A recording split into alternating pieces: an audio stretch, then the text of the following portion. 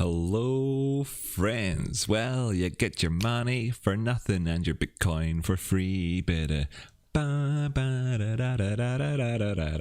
to take a look at the Bitcoin price action and, of course, Chainlink, Ethereum, and Tezos. It's all going to be a lot of fun, and we'll talk about various news items and everything else. Let me just run the intro clip, and then I'll get back into the charts. Nice to see everybody. Thanks for joining me for this live stream. I hope it's all public and everything's all working well with this one. Hey, and we'll see as soon as anybody joins us to take a look at what's going on. Here's the intros.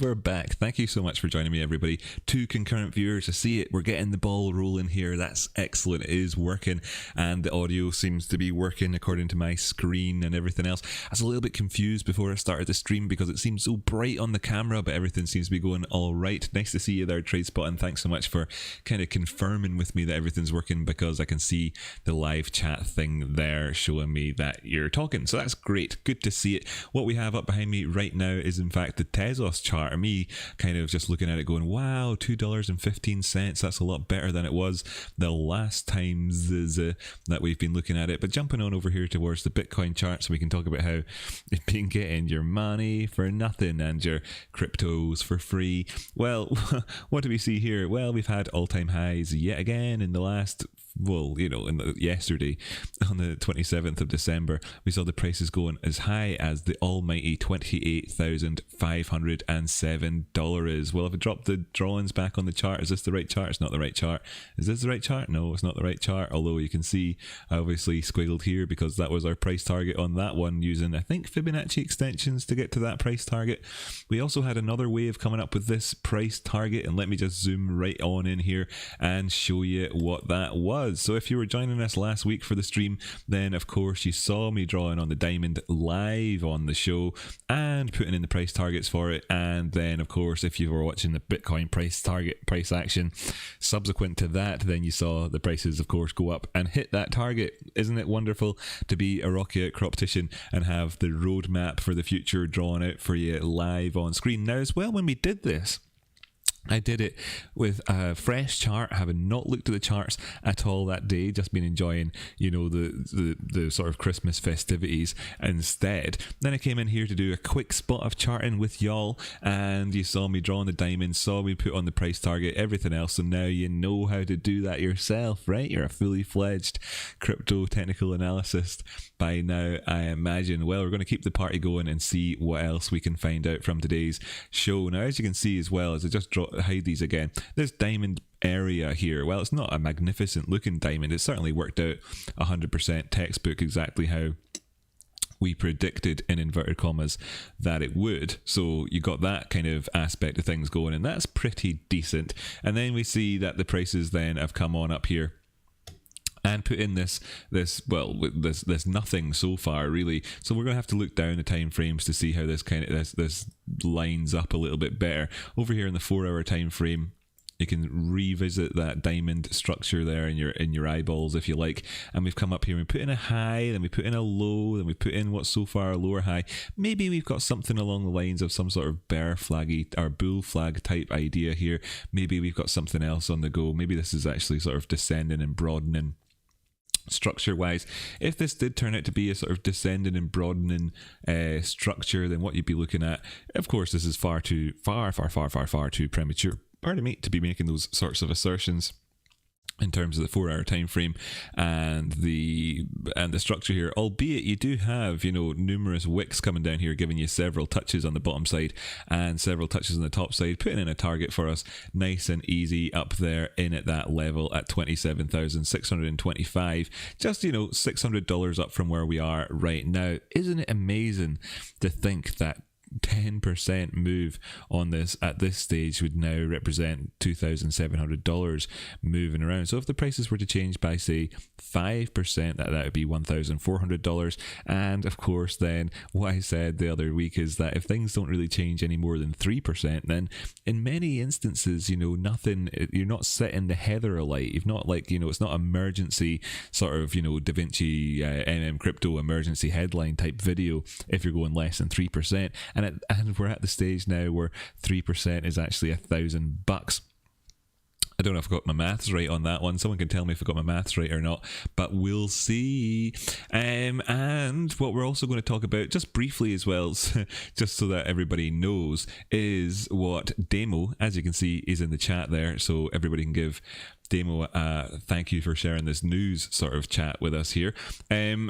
There's this idea that, please be aware Cover was hacked. Do not buy Cover tokens. Cover is releasing a new token and will make people whole with a snapshot. I can make you whole again with a snapshot from before the hack. According to Cover team, the current chain is worthless. So sell any Cover you own because it's worthless. So sell it because it's worthless. That's basically free money.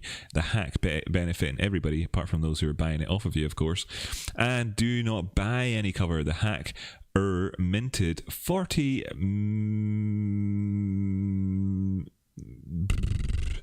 lots of Cover, then sold the Cover and returned the Ethereum to yearn.insure. Hello everyone, we're exploring providing a new Cover token through a snapshot before minting exploit was abused.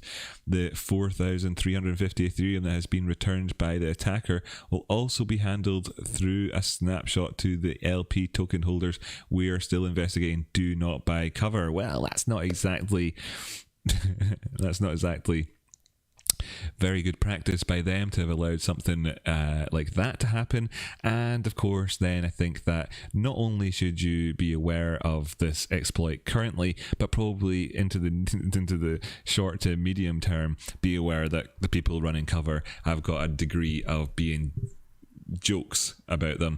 Now, of course, Cover is like an insurance type thing, and that's interesting that that they're going to cover their own asses. But this wasn't some sort of PR stunt that they pulled off themselves.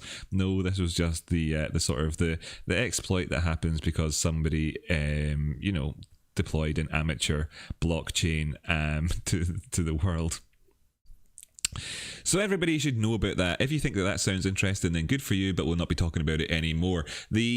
So cool, nice one. Thanks very much, Demo, for sharing that. Everybody really needs to know that if they're interested in Cover right now, but they haven't been paying attention to the news, and maybe they're seeing, oh my goodness, this Cover coin has dropped so much in price. Maybe I should snap some of that up. Well, don't snap it up. It's worthless.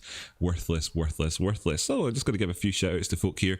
Tradespot, of course, as ever, the ever present. Thanks you for joining me. And we also have Horn Hunter, a 100 boy. Hey Rocky, you say Ruby. Nice to see you here, Ruby. Hope you're doing very, very, very, very, very, very well. It's nice to have you in the show here. Hey Rubio, says Tradespot. Nice to have the chitter chatter going between people. Demo jumping in there with hey peeps, and then everybody get what they wanted for Xmas. And Demo says that his PS5 is arriving December 31st. How wonderful is that? Here's something that I got myself, or technically got, I don't know, something I got for Christmas. I'll just drag it over here and show you. It's a fan for CPUs. Wonderful stuff. I'll be fitting that tomorrow, I imagine. So that's cool. Hey K-Doc, nice to have you here. Hi all, K-Doc says to everybody. Fair play being so open about things, says Tradespot. Now I think that's less to do with Demo getting his PS5 by December the 31st, but of course, fair play Demo for being so open about it. I'm excited on your behalf. I'm vicariously excited for your PS5. I really hope that it is really, really good. I hope it is. I know that Cyberpunk is obviously a massive fail, so let's hope that things go well. I was a bit disappointed with the whole cyberpunk stuff myself as well, actually, to be honest with you. Cover was hacked by white hat hackers and the funds were returned. Well, that's actually really quite good that they were done, that's happened.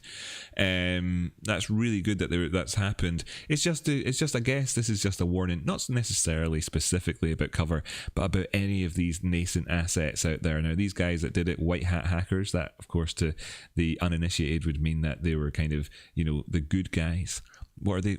Who was it in Lord of the Rings? Now, I'm not nerdy enough to know the names of them. Was it Sauron? Was he the good guy or the bad guy? Saruman? Which one was the good guy? Which one was the bad? I can't even remember. Gandalf. Let's call it Gandalf. Right. So they were hacked by Gandalf rather than. I don't even care. I'm not even going to pursue that analogy any longer.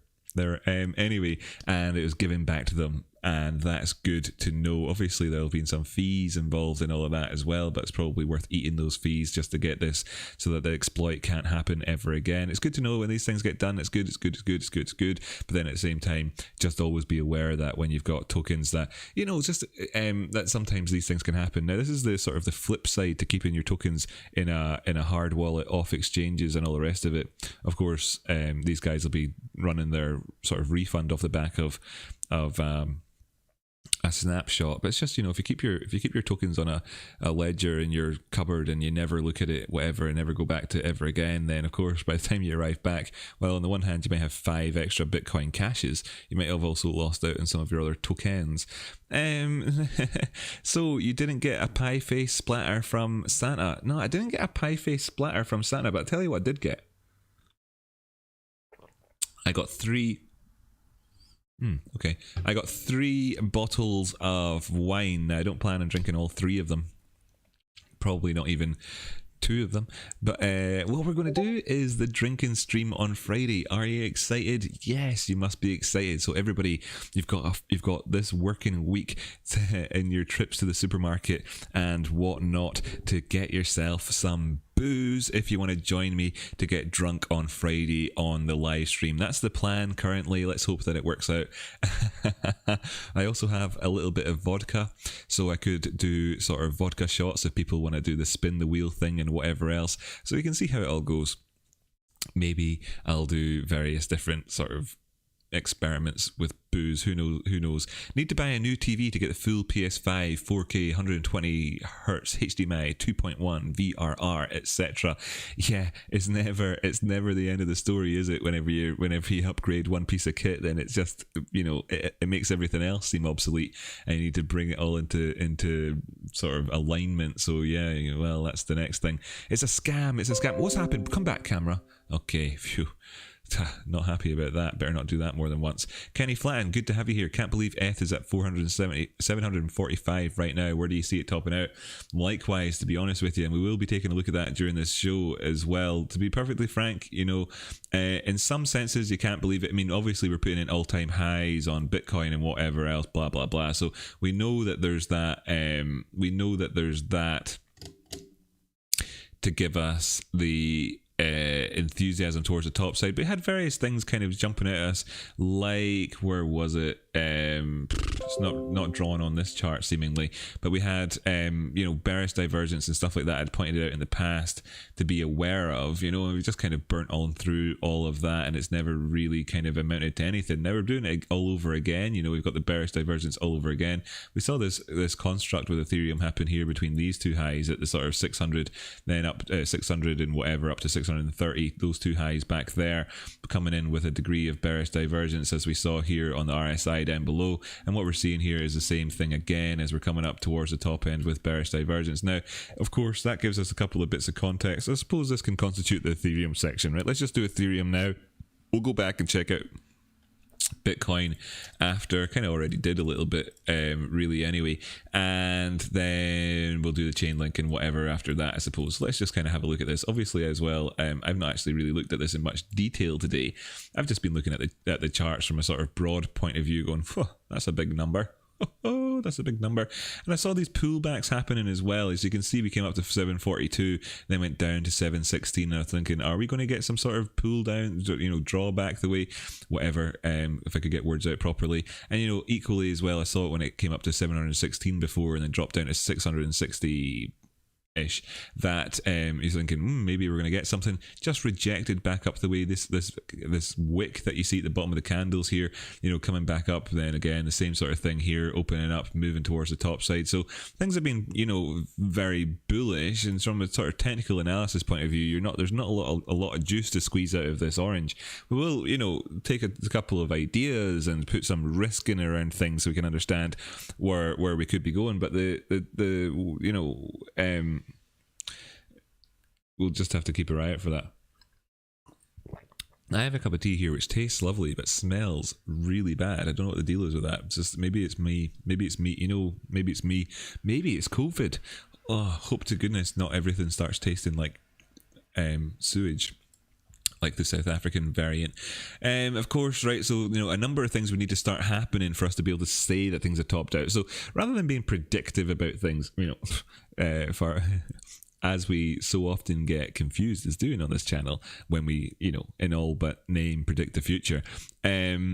Instead, what we're going to talk about is from a risk management point of view, and how we could understand if there is a pullback, at which stage maybe we'd be looking for further pullbacks. Because as we can see here along the way, we've seen pullbacks, but nothing is really amounted from them. So let's put this last one that we had into context, just to give us an example. So as we move forwards here and say, for instance, now this is, oh God, I do that so often. I wish they'd change the look of the two different tools here. As you can see, the Fibonacci retracement tool looks like this, and then you've got this other tool over here for the long and short positions where they've got these two things. And when you're trying to do a blooming live stream, the two images look almost exactly the same, and all the Chinese that I'm learning at the minute isn't enough to overcome that issue for me visually right yet. So as you can see here, we stayed above the 236, for instance. Now this is just one way of making an assessment like this, just one way of making an assessment like this, but we've covered this in detail before, and it's kind of handy that if you do go past the 236, then there's a more or less 80% chance that you're going to continue to go on at least to the 382 thereafter, with diminishing returns, of course, along the way, but significant percentage chances of you going all the way down. So at this point, when we came up to these highs, I'm drawing this wick to wick, by the way, starting from this wick down here at 546 up towards the wick high in there at 720, and you can see that we didn't close below that 236 over here. If we did, then of course we'd be looking at the potential for a drop down towards $600, for instance, coming on up here towards the top. Then what do we need to see happening? And of course it starts with a couple of key interesting sort of areas here. Taking out the $700 mark then obviously is interesting. Currently, from where we stand currently, $700, if we take that out, that's of course the 236 in there. Okay, so that would be one thing. Then you also have this structure in here. If we look at this structure in here, what that is of course the sort of the last inflection point. I can't write there, but that's what that says, last, and that's the last sort of area of inflection here in the markets, between that open and close, where we came back up, had a wick up above, where we got rejected back down a little bit from the price. The price got rejected down a little bit when it pushed past the $700, came back down to then retest that again, and then found support in during this period over here. What is this, by the way? This is the daily candles, is it? Let me just double check this on these 4-hour candles. Sorry, yeah, the 4-hour candles here. Sorry, don't want to be too confused. So in the current situation, if we were to drop back down past $700, close a couple of decent 4-hour candles below it, then there'd be a solid chance that you'd be going down to $670. At this stage, we're not talking about huge percentage moves necessarily in the grand scheme of things, but that is a solid 4% move down the way. Now, of course, that could also continue on the way if we were to see things going down. And now each one of these does offer up a degree of lower risk management entry for any particular trades that you're looking for if you wanted to sort of ride the bull market further forth, of course, as well. So your next area you'd be looking down to after that would be 646, and that's a 7.5% move down the way. But if you wanted a solid sort of 10% plus discount, you're looking down towards that 618 golden pocket in there at $620 or so. Now, how does that line up with regards to our previous inflections, if you like, in the market and all these moving averages and whatnot? Well, it's beyond all of these small term moving averages just here on the 4-hour time frame, and of course it's just beyond this last area where we found support previously in at 636. So maybe we even see things move a little bit higher. Get away, ruler. Maybe we see things move a little bit higher to the point where we start to see the 618 coming in at around about a last area where you'd find structural support as well. Now that's entirely speculative speculative. Whoops, just hid that, wanted to remove it. Whatever, that's entirely speculative. We don't need to go down that sort of a path. That's crazy man's technical analysis right there. But we already know that, of course, 700 is the key area to be keeping your eye out for at the minute, and that's a full $46 down from where we are right now. And that's, of course, in and of itself a significant enough move all the way down to get towards that $700. You're looking at what, 6.18%. So if you did go for any of those other targets down below, then you added the 4 that you got from the 236 down to 382 from the current prices, you're looking at a 10% move. Is that a wise decision right now? Well, it's trading against the trend, but let's just kind of look at how we're doing in terms of these highs on the way up the way here. Not divergent on the MACD. You know, here looking at the RSI, you can see it's not divergent either. There is this structural point of view on the RSI that's worth pointing out, though, however, where we have a wedge kind of forming on this one. So that could see you getting your pullback, you know, all healthy within the scope of a sort of normal bull market action. That's what that would look like. Of course, taking a measured move off the back of an RSI to try and apply that to price action is you know, you lose so much in the translation along the way there there's just not really much point in doing that sort of activity. But we can say that coming back down as far as, you know, potentially even the neutral line there would be a possibility, and we could be testing any of these other support areas for us. But there's other ways of looking at this right now, and I think it's worth taking in from this high that we had over here, the previous one at 676, before we put in this low over here at 543. This was actually a really significant pullback in terms of, well, so many things. You know, first off, in terms of percentages, we were looking at a 20% pullback in price there. Got a couple of nice areas to sort of nice significant structural activity on the go there. And as you can see here with regards to the wicks and whatever else, and the body closes and the previous chat that we had about the 236, that it lines up nicely with where we found, you know, our structural previous high over there as well, you know, where the one line is, obviously. Sorry, maybe I'm being a bit esoteric when I'm talking here, or talking too much like as if to somebody who knows exactly what I'm talking about when I say things like, you know, where the one line is obviously here. Just for anybody who's a bit of a noob with regards to this, the one obviously represents 1 as in 100%, as in a full retrace, you know, that comes in from the top over there at the 17th of December, goes all the way down to the lows at 546 on the 23rd of December. So going past that one point is, of course, the last time where you would have had this, you know, structural high. When we pushed past this in this big candle, we kind of needed to come back down and retest this. As you can see, you know, looking back retrospectively, we can see we needed to come back down and retest this, which is what happened.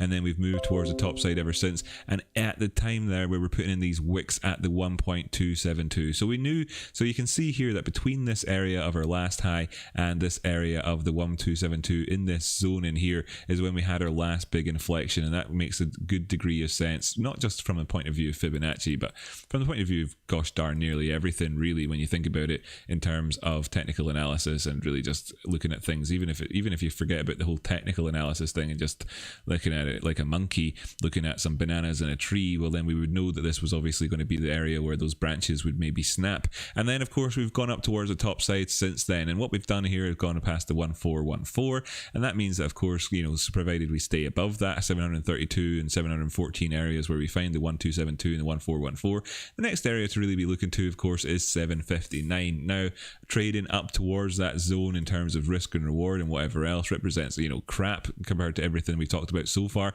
with 1.86 being the difference between the current prices and, of course, or, you know, just under 2% a move to get up towards that zone. But should we do that, then maybe the next zone of interest comes in there at $845. $845 is something we've spoken about a few times in the past. Now, this all goes into a greater context of things. Pardon me, really dislike burping on these shows, but there you go. Quite often I have dinner and whatnot and not too long beforehand. A couple of things that we can point out that we talked about in recent shows on the go here. For instance, on this lovely bearishly divergent, yet in the face of bearish divergence high that we did on the way up, we managed to fail on the head and shoulders pattern. Now, of course, that was an RSI pattern, didn't really matter over here in terms of price action, but we know that in terms of the price action, not being able to sustain price action below $600, really $590 to be honest honest with you, was what led to us coming back up the way. Now, of course, we're always kind of looking to visit the 683 area,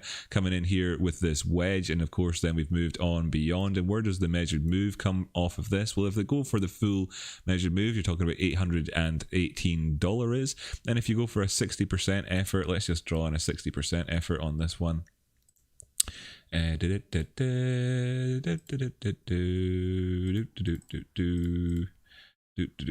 Pow, bam, bam, bam, bam, bam, bam, bam, bam. Ooh. And where you're looking for that, of course, comes up towards this line here, which is the 50% Fibonacci retracement. And we've done that now. We've done that. Look at that. Bang on for this 60% textbook move, taking us up to the 50% Fibonacci retracement. You're saying at the minute, the 50% Fibonacci retracement, Rocky? What on earth are you talking about? Well, just before I actually explain what I'm talking about, I wanted to jump in here and take a moment to talk about what you might be getting confused about with regards to Fibonacci chat that you experience out in the world. Say, for example, you're on some chat group like a Telegram or a Discord or whatever with other traders, and they say, oh, I expect the prices to turn around there at $762 because that, of course, is where the 50% Fibonacci is.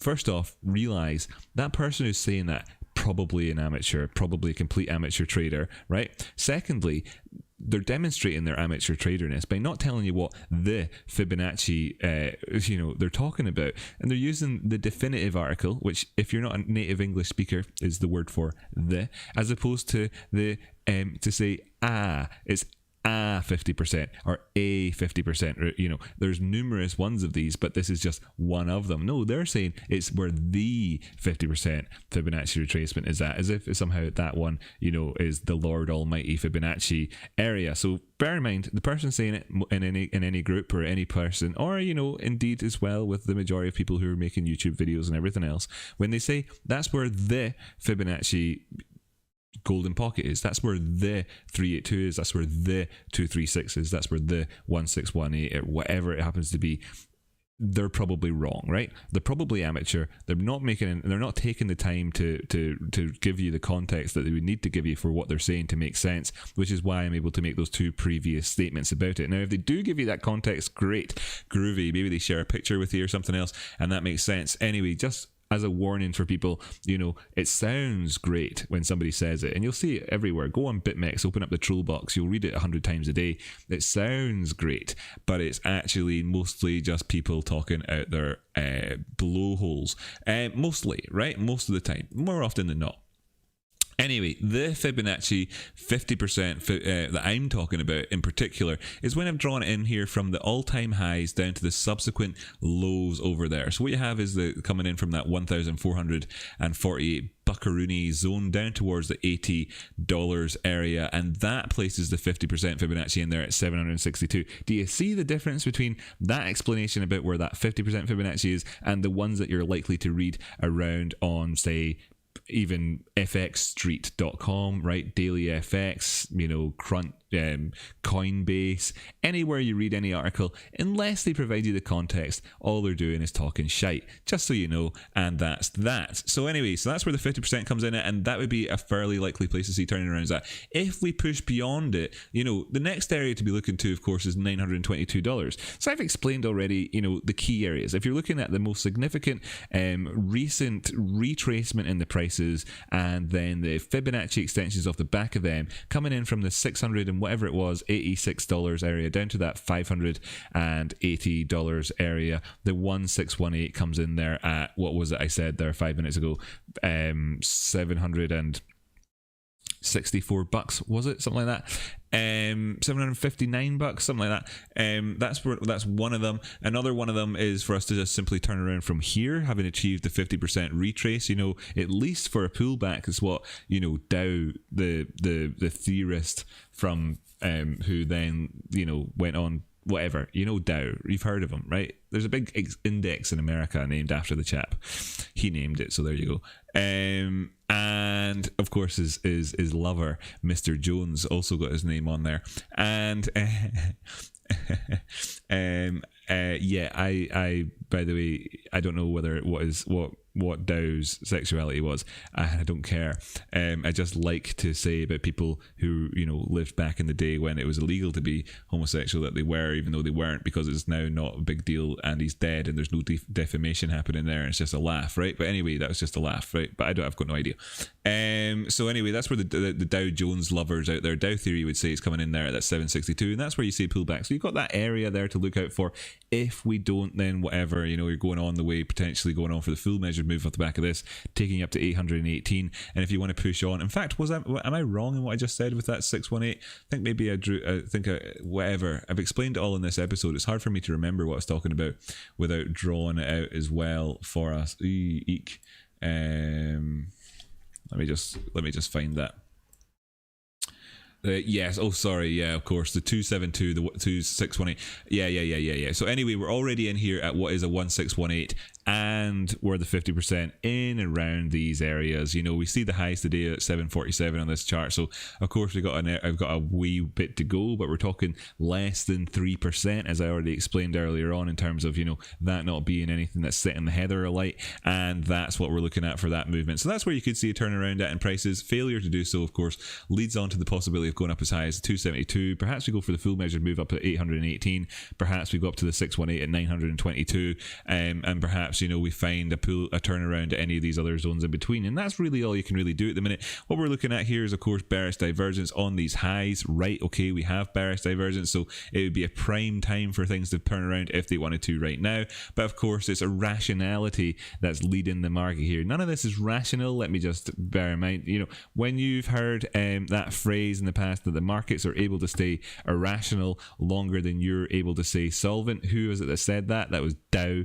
himself, wasn't it? Back in the day, that was Dow that said that. So, you know, there you go. And what did his theory say? It could go up to 50%. So it would be rational for it to turn around at this point. But of course, Dow himself would be the first person to tell you that it could easily stay irrational longer than you're able to stay solvent if you were to be trading against that currently. Okay, and that's just the world in which we live in.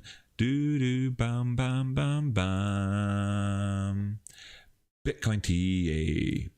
Bam. I'm moving off of Ethereum just now. I don't think that there's much value really to exploit in going down. I mean, I could. Strength of trend is there. Is at 88, is at 40. Could turn around from here. If it doesn't, you'll know what to look out for. Bearish divergence, sure, we've come back down, retested the bullish control zone. You could say if we go up, we'll burn that divergence off. We'd have to go up past the 759 points, up towards 764 at least to burn that off. But you're looking towards 800 at that point there on this one. I mean, I could do it, but I'm not going to unless people specifically, you know, ask me to. Cool. Jumping back over then, sticking the Bitcoin chart up behind us, and well, as you can see here in the 1 hour chart, touch of the old consolidations on the go. This high coming in ever so slightly higher than the previous high at this point just here. Is that right or is that wrong? Am I right, or is that an equal high? Oh yeah, closed equal highs. Closed equal highs with and ever so slightly, you know, a really thin argument could be made for bearish divergence here on this section of price action. What about the lows? Any hidden bullish? No, unless you consider, of course, this low here, which is, you know, the best of a low, best of a bad bunch in terms of all of this crap, is very much hidden bullish divergence that you've got on the go there. Is this gonna be the Rudolph with its nose so bright, or are we looking elsewhere for something else? Well, you know, the bearish divergence that we're seeing here, for instance, on the MACD, you know, it's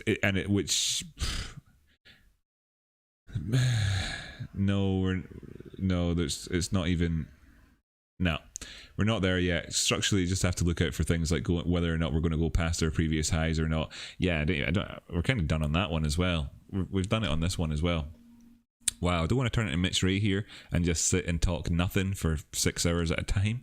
Who, bear in mind, massive respect for Mitch Ray. I don't really mean to ever say anything negative about people. K-Doc might be one of the few people in the audience who actually fully understands that as a Scottish person, most of the things that I'll say about anything in the world are going to be negative. It doesn't mean I'm actually negative about them. Just like how you'll see K-Doc earlier on, if you scroll up in the chat, saying to me that, you know, did I not get a pie in my face? You know, he's not actually being an ass. He's Scottish. it's difficult to understand if you're not from here. Let me just catch up with people in the chat here anyway as well, since we've got a bit of a minute to do so, and then I'll jump on and do some Chainlink and some Tezos. And yes, I see 100 Boy asking, does Rocky have a video tutorial for his indicators? Now, there are some answers to do towards these things. For instance, I use the DMI over here, this DMI here, right? I use this DMI, and this is just the standard DMI that's just been changed by me to have levels in the background so you can see clear areas, colors. You know, you've got your sort of overbought territory, oversold territory. Now, that's not strictly speaking, you know, accurate in this instance, but just, you know, in terms of conveying a basic message. You've got the colors, you know, as the slope goes down here past of the ADX goes past 25, it changes from blue to orange, and then from past 20 down to orange to red. And when it gets down to these real doldrums down below, it changes in that white hot blue color.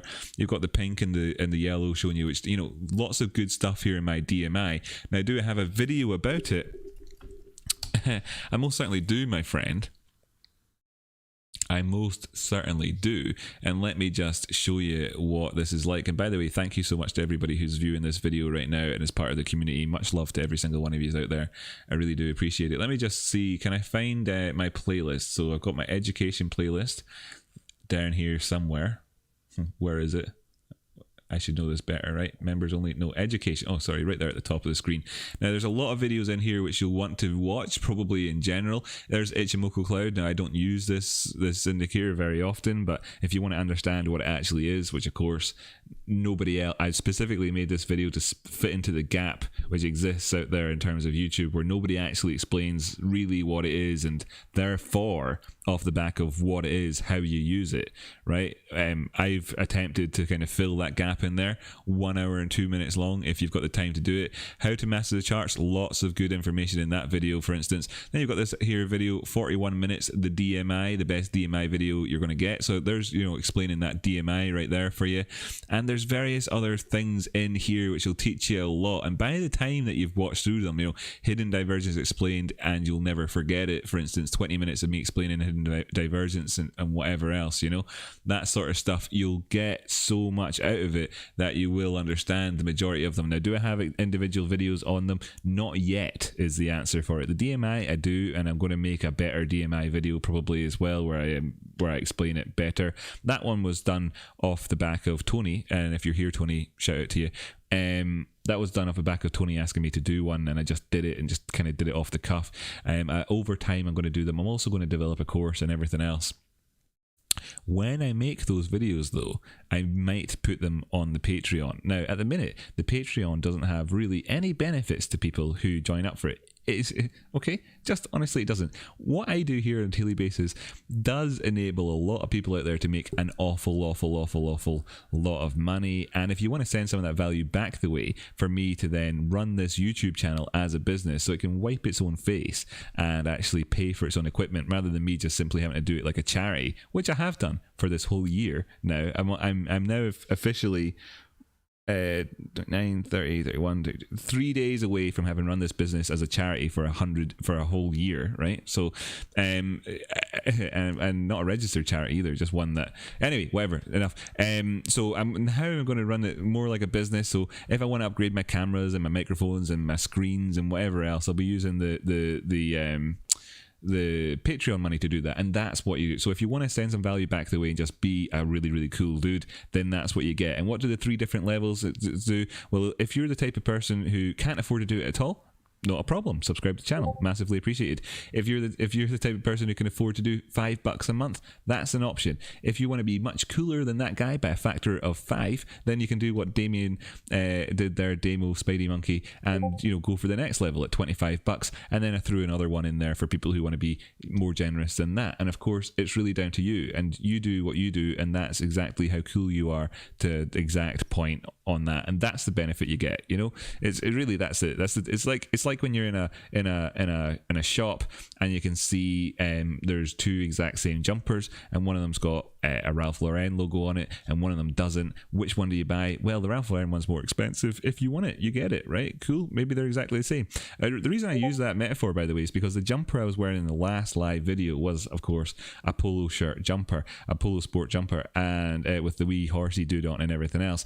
And I actually did that same thing as well. I found somewhere else an exact replica of that jumper at Zara, I think it was. If you ever shopped in that store, Zara were selling them, and it was from the same people making it, exactly the same, 100% exactly the same jumper, just it didn't have the polo sport jumper logo on it. It had the other one, and I had to make the decision myself at the time: do I want to buy this jumper here, or the other one, and whatever. It's the same thing. That's what Patreon will give you if you're looking for that at the minute.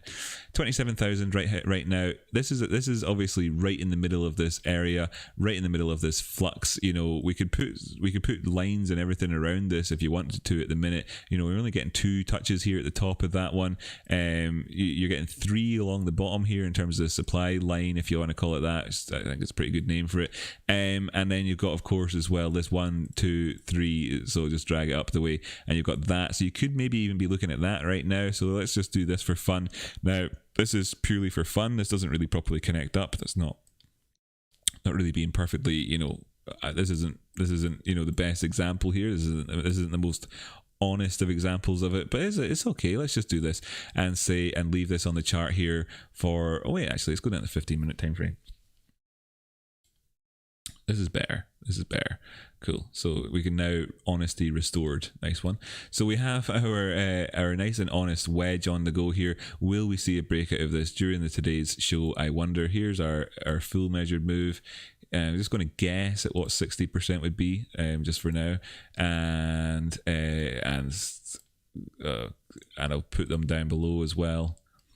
How frustrating. Come here. All right. And come here. So there's our 2 measured moves. Wonder if we'll see this mouse work out for us, where the high, if we were to break out in the next wee while of this, would take us up towards 28,500. The lows down towards 26,115. Of course, if we go for textbook style, then you're talking 26,500, and towards the top side 28,175. You can just call that 28,100. I'm a little bit more nonchalant with regards to this, having already charted it all out to the point that we got here, and of course this was your profit taking target off the back of the diamond. So having taken profit, to all of yous out there, any of yous that have done it in and around about this zone, that's totally fine. You've not kind of broken the rules of trading, and don't let anybody shame you off the back of it. And if we were to get a measured move at the back of this right now, all it'd be simply doing is taking us back to areas where we could have already done all of our trading, and I've kind of washed my hands of it for this particular moment in time. So I'll wait and see before it goes past either of these before I want to make any decisions about what I'm doing in the markets myself personally. But of course, you're welcome to trade it within that if you like. Nice to have you here, John Torpy. Nice to have you here, Kenny Flatten. Nice to have you here, XRP WTF Steve. Good to see you, buddy. And I don't think I've missed anybody's name out. By the way, if you want, you can stick your name in there. If you're watching just now and you want to get a shout out from me, just say something in the chat and I'll give you a shout out. It's all good. Pull up the pitchfork on Earth, please. Oh, you want to see that? Is that the one that we had the other day? Is that the pitchfork, as in the pitchfork? I mean, like, by the way, there's other things on the go on ETH as well that we've already spoken about quite a bit, in terms of just like, we've got that wedge that I've already spoke about, and then just as you can see here on this 15-minute time frame, like the wedginess. I'll just use this measuring stick to do it actually, so I don't have to hit the button twice. So we're in this structure right here. If we break out from this, then it'll take you up towards just past that, towards that higher target of the 2 that we're talking about, in it around about this 760 area. So whatever, in around about that zone, or indeed back down towards a retest of the wedge. Personally, seeing the bearish divergence on the way up here on all of the oscillators, seeing the fact that we've, despite trending hard towards the top side, that we don't really have strength of trend in here. In fact, we're not seeing that at all, and we've had this breakout but without continued follow through on the volume. my bias is that we'd be coming down towards here, and that's what the technicals say. But in terms of the experiences that we're having in the markets at the minute, who knows, maybe it'll just go up towards the top side, because rational, who cares about rational right now? But you wanted to see the pitchforks, so let's just dive on over to here, and there's a couple of different pitchforks. Now, by the way, pitchforks quite often are used as a means for, you know, kind of saying whether or not we're experiencing a breakout. Quite a lot of people that trade them, this is the wrong chart, sorry, looking at Tezos, then yes, so here we have it. And the pitchfork, the one that we've been in for months and months, let me just dive up towards the daily time frame. Here you can see we have broken out of that. Okay, let me just get rid of all these brush marks. Don't need last week's video chat cluttering up the screen for us right now. As you can see, we've broken out of that. Let me just bring it up full screen. We've broken out of that, and of course then we've gone up towards that target where our 50% Fibonacci retracement area is, and we have not subsequently yet come back down to retest it. If we did, then we'd be looking down towards 676. Now that's $60 off from where we are right now, and that represents a near enough 10%, we'll call it 8% move towards the downside, and that would be fair enough to have, and all the rest of it. We also have a couple of Fibonacci areas in here. That's the 50%. We've already covered that one. Where's this? Where's this drawn off the back of? Oh, down there. Let's remove that for now. Take away that clutter. There's your pitchfork for you. We've gone past. We went up towards the upper warning line, down towards the lower warning line, or bound by the upper and lower lines in that whole section there, then bound by the median line of this, moved up and tested it, retraced back down to test off of the upper line again, finding resistance not actually at the upper warning line really, but finding it at the extension to the pitchfork, and we've moved past that and we're outside of it now. So is there a valid pitchfork to be drawn on the charts from this point here? Sure, there probably is, but you're gonna have to take it from you're gonna have to take a different perspective on things currently. The easiest, when you're in this situation and you want to continue using a pitchfork for trading within it, the easiest way to do it is to simply just kind of go back in this exact scenario that we're talking about here, is to go back over towards our previous lows here and high, which do obviously kind of encompass those ones where we have that pitchfork there, hide it and draw on a new one. As you can see as well, this is yet again another original pitchfork, and we're outside of that zone as well, so that doesn't really work for us currently, that sort of ideology there.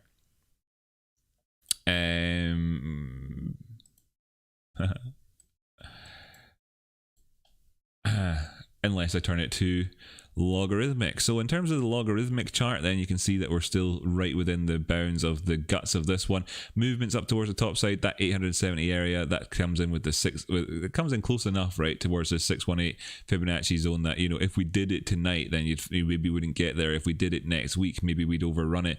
But in the yeah, sort of thing, in the next, if we do it, sorry, not next week, but within January, then you're going up towards that line there where the 618 is, and that would line up perfectly for that, and that would be beautiful to see. But then of course, you know, whatevs. What if I go back the way though and put on just, do I want to undo it? No, I'll not. I'll just hide this one. What if I pop that other one on that we had before, whoops, and see what that looks like on the log chart. We just bring it back up here on the object tree. Where's the pitchfork? Is it this fella? Yeah, this fella. Then you can see in terms of the logarithmic chart, in fact, that we're still very much within the bound by the guts of the median line of this thing. So we don't really need to do that, what I just demonstrated to you. Under, you know, different circumstances, maybe that would be a lesson for you, but whatever. And you can see that we're still very much within this section overall. We've broken past the median line of it, yada yada, up here to the same scenario. You're looking towards that 618 where you're almost, you know, where rational traders would expect to find a turnaround at, but who knows, this is cryptocurrency. And then the median lines support coming in there at the sort of 6666 zone, if you like, for where we are currently. So there you go, 100 boy. I hope that gives you some was it you that said it, or was it John Torpy? I'm not sure. I hope that gives whoever asked for it some info. Okay, it just passed the 618 fib from all-time low, hopefully close above it, says John Torpy. Talking about what though? By the way, thanks very much for giving us some context. Are you talking about something else? Are you talking about, because obviously from the all-time high to the all-time low doesn't make sense, right? Just to take your comment here. Now, this is not intended to embarrass or ridicule in any way whatsoever, by the way, not at all. But this is what you said there, and I just wanted to, and it was probably most likely just, you know, a typo, or, you know, just the recent low is what you're talking about. But from the all-time high to the all-time low, you can't do that, because the all-time low is to the left of the all-time high. So you can't go with Fibonacci from the all-time high, which is up there at 1444, down to the left where that all-time low is, because that's just not how these things work, okay? And you probably know this already, but for anybody else who's tuning in and thinking, I've read comments like this before, I want to have this put in context, let me just put that into context for you. This doesn't make any sense. It doesn't really, right? You can't do that. You just can't. Why? You just can't. It's just against the law, right? It's just against the law. You can't draw in a Fibonacci left to right. You just can't, okay? So you can't do that. Incidentally, the 618s line up with each other had you done that, though, and of course we haven't gone past the 618s on either of those anyway, so that's just simply not the case. Going from the lows, however, towards the highs, now this is something that you can do, and you can see that we've gone past the 618s, and we did that in there at that 600 area, so we haven't just gone past it, we went past it there about $170 ago or something like that. So, you know, that's not, it's just, again, it's just not it. So I don't know, if you're talking about Ethereum, maybe you're talking about a different coin. It could be that you're talking about a different coin. Oh wait, VeChain. You're talking about VeChain. Okay, cool. Again, right? I want to apologize because I don't want to apologize because I didn't do anything. I knew that I must have been reading what you said wrong, or there was a typo or something there. You're talking about VeChain. Yeah, let's just go and have a look at VeChain now. Let's just go and have a look at VeChain now, right? We'll just do it now because I screwed up there by reading your comment wrong. I wasn't meant to read it. It wasn't, and I didn't. I feel like I didn't do anything bad there. Right. Same point kind of stands though with regards to this particular chart, because no, you're right in terms of this chart. Now, is this the chart that actually has it all? What am I looking at here on this one? This is Binance. There's probably like a shitcoin exchange has got different numbers and stuff on it. Let's find like HitBTC, for example. Yeah, see but no, whatever, different numbers, it's all good. Let's just do it, let's just do it on the good point. Thank you so much, buddy. Thank you. Actually, tell you what, John Torpy, thank you so much for demonstrating to people exactly what we were talking about there earlier on with regards to putting Fibonacci's that you're talking about into context. Now, we already have this one drawn in here. This is from the high up there, the all-time high, just like he said, accurately, 10 points to him, good man. All the way down to the low here, which he said, accurately, good point, 10 points, good man. This is where the 618 is coming in at, and that is at 17,999. Zooming on in the way here, we can see that we have just gone past it. So everything he said there was accurate, and tell you what, that's how you do it. If you want to tell somebody how to look at charts or whatever, then you need that context. So there you go. I want to give John Torpy a massive shout out for being accurate in his language and helpful and not wrong. There you go. So that's really good. God, got a lot of junk on this chart. So just as I clean this up, it should hopefully become a little bit more transparent for us. We have gone past that particular Fibonacci zone, right? The next one, I suppose, comes in then at 786, and that's 22.3 cents. But we don't need to focus too much on that right now. Instead, let's we know where those lines are. In fact, I'll just mark them off real quick here. So that's one of them. That's the 786, and this is the 618 here at this point. Okie dokie. I'm going to be able to now hide that as well so that it's less noisy. Again, apologize if I was in any way arrogant or rude in that. I don't think I am, but it's so hard to audit yourself and whatever you're saying, and make sure that you're on side with with everybody and all that throughout your entire streams. Where did we come down as low as? The 618, it seems here, just pushed slightly past it. That's probably in that golden pocket. Should we just stick on the golden pocket so we can see?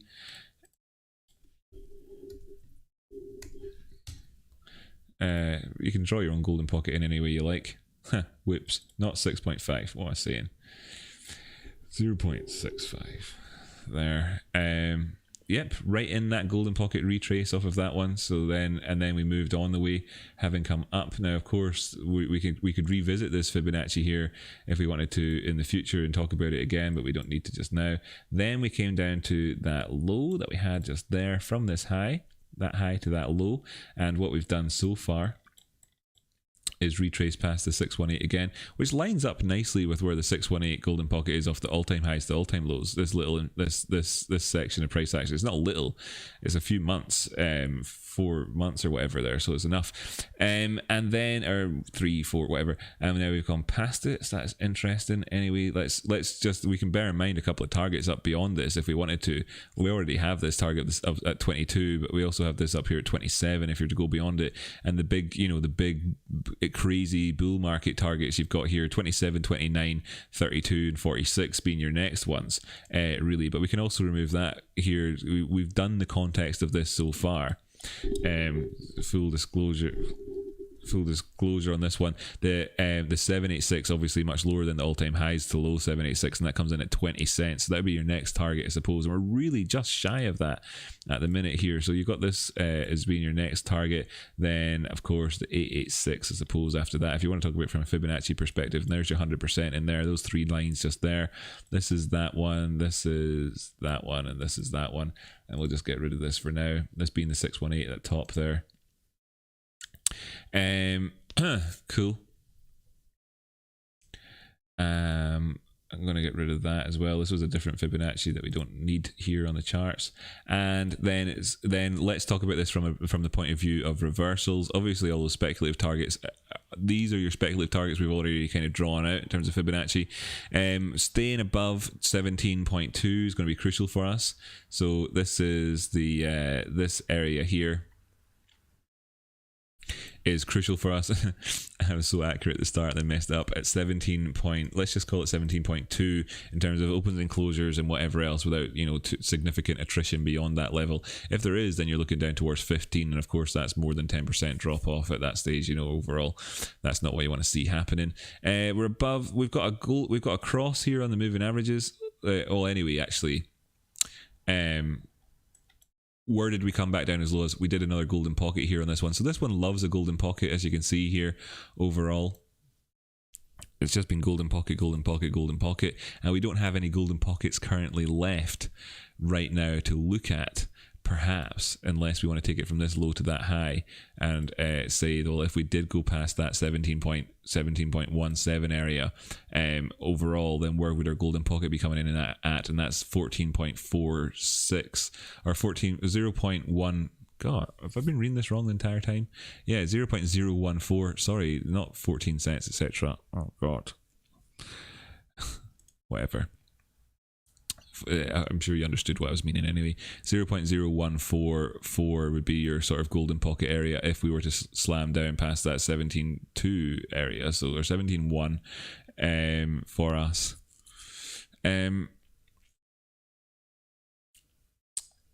So instead, maybe what I need to do is stick it on a bigger time frame so I can get more historical price action in here and look at things.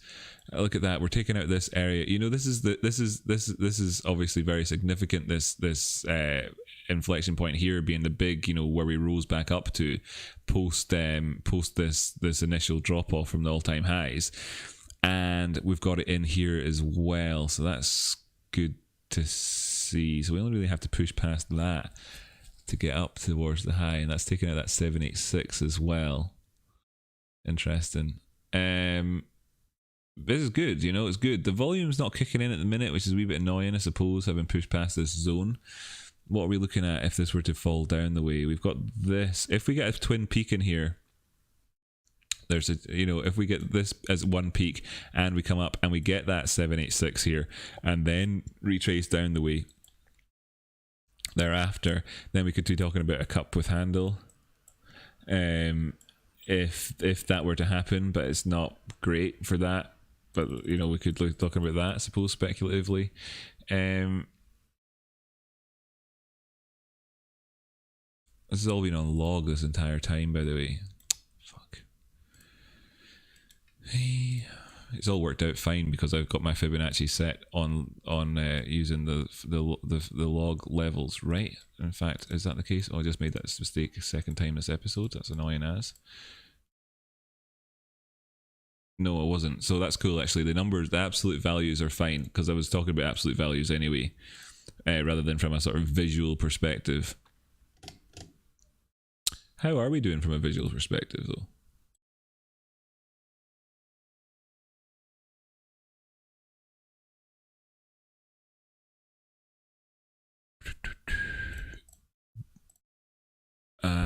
So annoying the way it doesn't let you change that button until you're actually on log.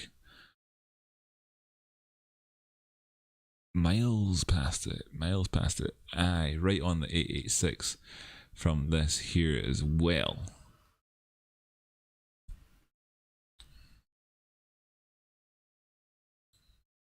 Likewise, that's what we'll be looking to as well. Ah, gosh. Something's up with me at the minute where I don't feel like I've done anything satisfactory. I guess I've not satisfied my own sense of my own senses in terms of this one. You know, we come in high here. How are we doing in terms of oscillators? Divergent here. If we were to pull back, so yeah, so exactly again. If we're at 19 at the minute, 0.19. Have I been reading that wrong as well, or have we just gone up during? We haven't. This is a 3-day time frame.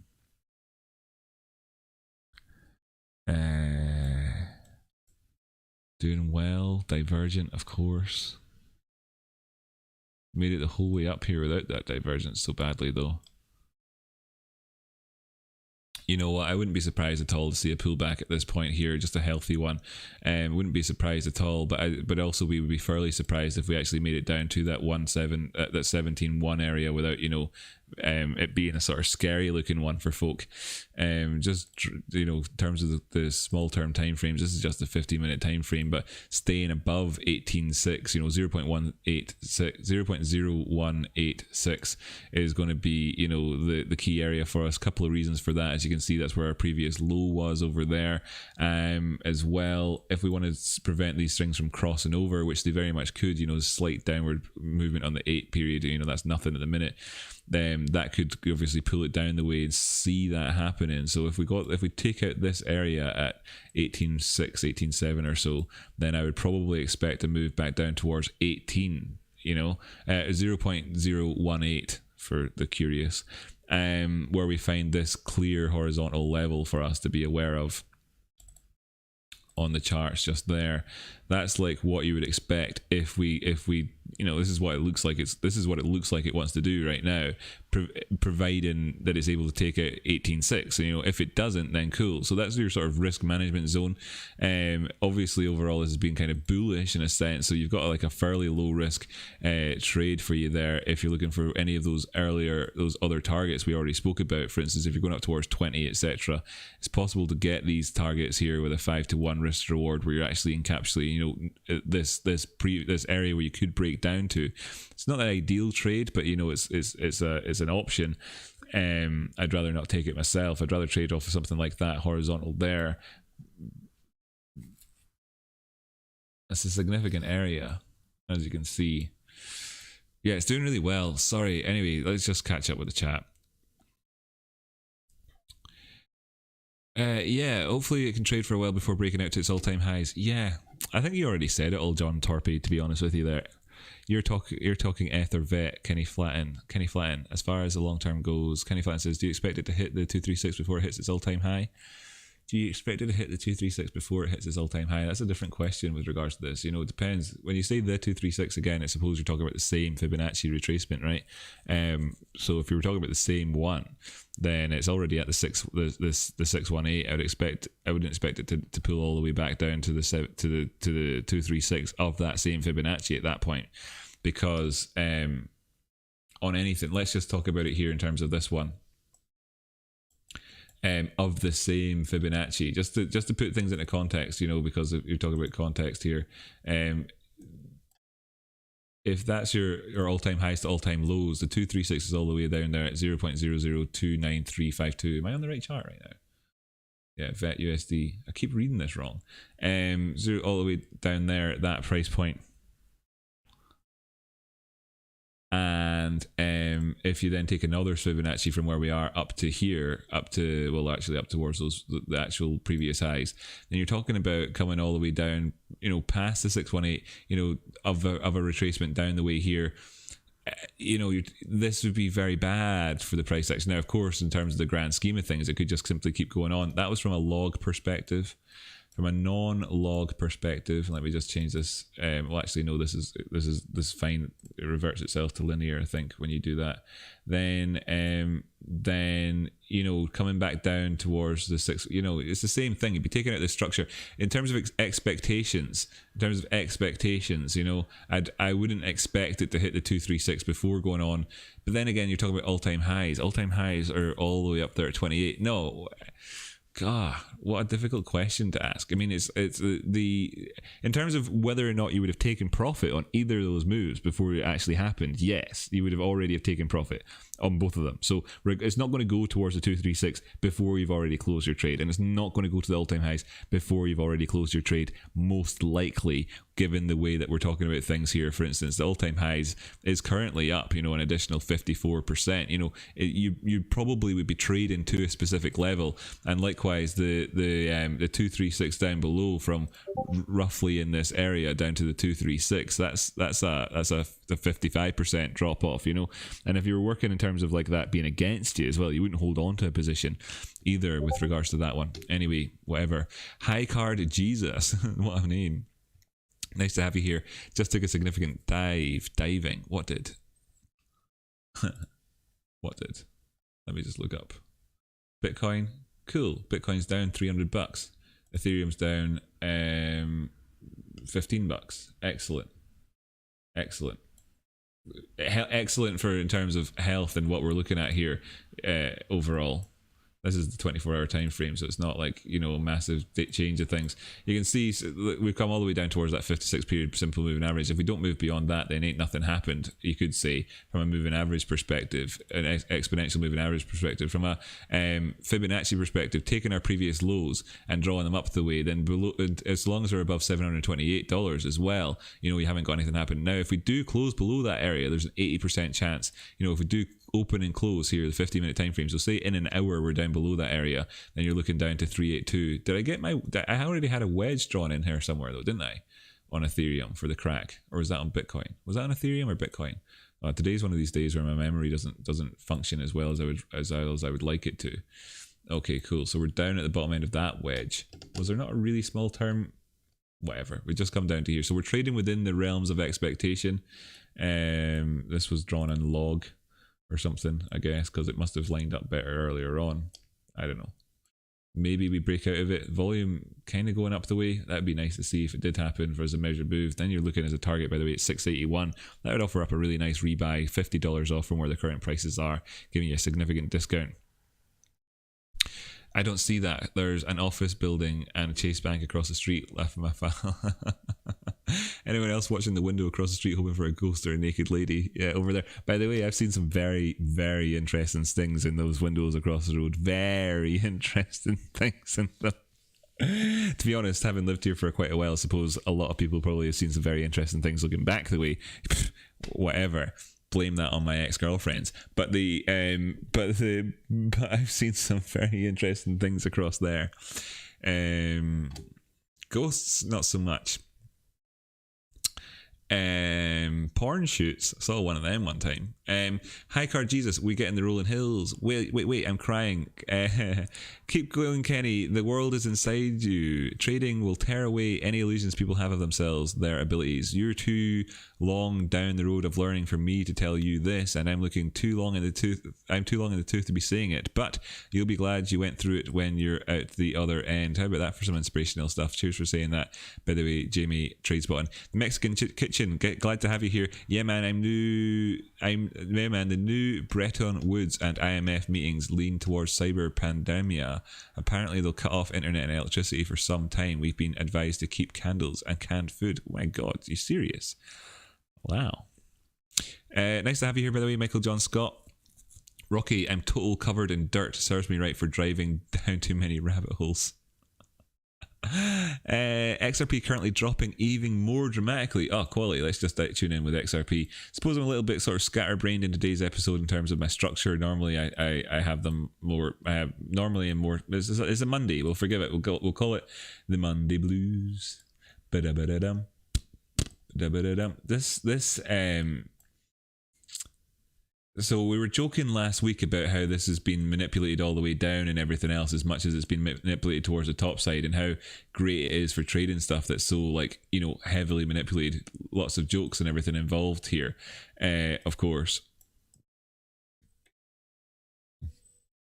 Didn't quite get the 50% retrace on this one. Oh, it's still on log. Yeah, we never recovered the 236 on that move. Now we're just on the way down again still, so not great. And we've already done like 100% retrace as well. My God, yeah. Are we getting any sort of bullish divergence? No, we're not. Not on the 4-hour time frame anyway. 24-hour time frame giving us anything to love? Any love here? Like it's obviously too big there for the love. No, we never made it. We never managed to close. Well, we actually did close. You know, did we close above it? I mean, we did. Look at that, right on the liquidity zone. But then immediately we failed in terms of this. If we just go down to the 4-hour time frame again, we can see this a bit clearer. This liquidity zone was what I was talking about before as being a significant area. Moved up above it, came back down, found support. Down below it, then we found it as resistance. Got a couple of wicks in here coming and giving us that resistance sign. 30 cents up towards 33 cents, big deal. 27 towards 30, big deal as well. If we can get up there, you know, you're wise taking profits on any longs that you've got on this thing long before you would maybe otherwise do it under other circumstances, perhaps. Potentially. Do we have anything positive to say about this at all? This is just like, I mean, this is a downward trend, so you can compare these lows. Bullshit, bullish divergence led to people getting trapped. Yeah, I mean, you could say there's bullish divergence on the MACD with this low versus the previous one, but it's, again, strength of trend is tapering off. We're going to have to wait and see things. This is a tale of caution for people, really. You know, like you're trading. Let's just take it even from here, so it's a bit tighter. You're trading this one. Don't get excited until you're above 32 and staying up above it. We're above this liquidity zone here. Don't get excited until you're staying up above it properly. Now, we were looking like it was pretty decent over there, but between this 32 and then 37, 38 cents area, you're talking about ridiculous profit that was happening there. You're talking about an 18% move towards the top side. In terms of this one, couple of simple rules, you know, just don't over trade. Remember to take profits. You know, simple stuff like this is going to keep you on the safe side of things. Look for confirmation before entering trades. You know, this sort of thing, like, you know, just like go back to basics on this one, okay? Just for now, go back to basics. Don't take some moonshot punt off the back of this one. Just like remember the simple sort of rules that you could have on there to establish what you're looking at. We never got past that 618 Fibonacci pocket there either. The trade that we had on the go worked nice in terms of resistance, in terms of taking profit. That worked nice. Can get rid of that now. Is this low, high, higher low. I mean, that's what we're looking for. If we take out this 25.7 area in terms of closures, that sucks. So dropping another 10% here really truly sucks. Sucks so bad that I would be then saying things like that we could easily go down another 10%, and then thereafter we could even go down another sort of 20%. Yeah, easily. If we go down 10%, then we could then we're looking at another 10% drop off, and then another 20% drop off after that, and that would obviously be absolute skin ripping torture for people. But if we can stay above this area, then we've got a higher low potentially. So we've got one, so long as we're above 25, that's cool. Not that I'm saying so long as we're above 25, it's time to go long. Not at all. In fact, I do have to wait until we're above 38 at this stage to be able to do that. Really nothing really particularly good about it. We have managed to pull ourselves out of the bearish control zone, so that's the first good thing, in terms of all this towards the downside. Now there's, I suppose, other things we can look at in terms of this ridiculously down this trend that we've been on. And we can see the same thing towards the top side as well. So unless we're able to take out the neutral line at this stage, we're obviously not looking very good. Pardon me. So unless we're able to take out the neutral line on that, so we're looking towards looking for that movement up the way, all that sort of stuff. USA's biggest hack ever last week. Power stations were compromised. I smell a rat. He's not Russian or Chinese. Inside job. And Nashville was an attack on AT&T Communications building. Power blackout due.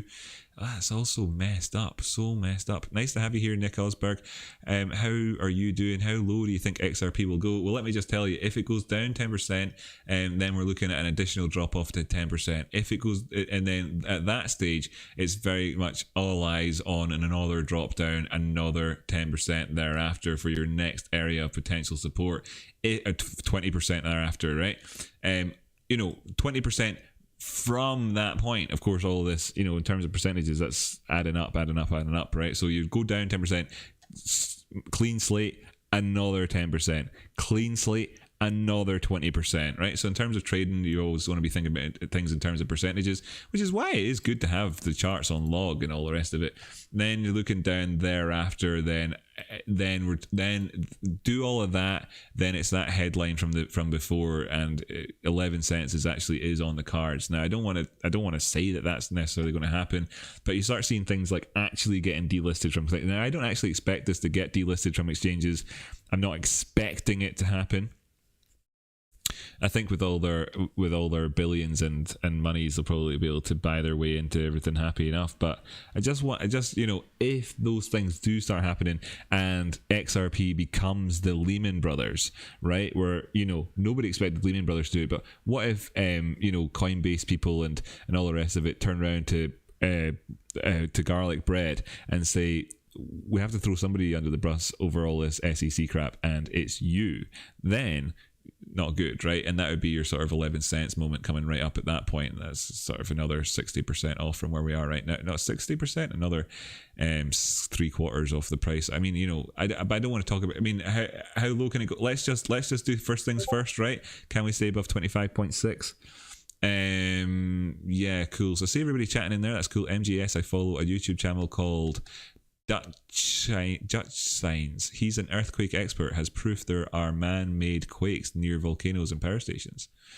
There's some deep chat going on in the chat there, and I'm going to have to catch up with this afterwards because it sounds extremely interesting, but also sounds somewhat like the type of things that if I say out loud on the channel here, then I of course then have got problems waiting in the wings for me on the old YouTube land. So I'm not going to read it all out, but it's interesting to see there all that stuff happening. Nice one. Didn't OKCoin delist XRP today? Did they delist it today? Oh, ooh, right. OKCoin is obviously one of those crap exchanges that itself relatively crap exchange. What are your standards here? Right, that's not good though. Wow. Well, anyway, we see that sort of stuff happening, then forget about your XRP, right? Because at these points, you know, if these things start happening, you've got a cascade on it, doesn't matter. 11 cents isn't cheap. 11 cents seems so expensive when the prices go to 7 cents.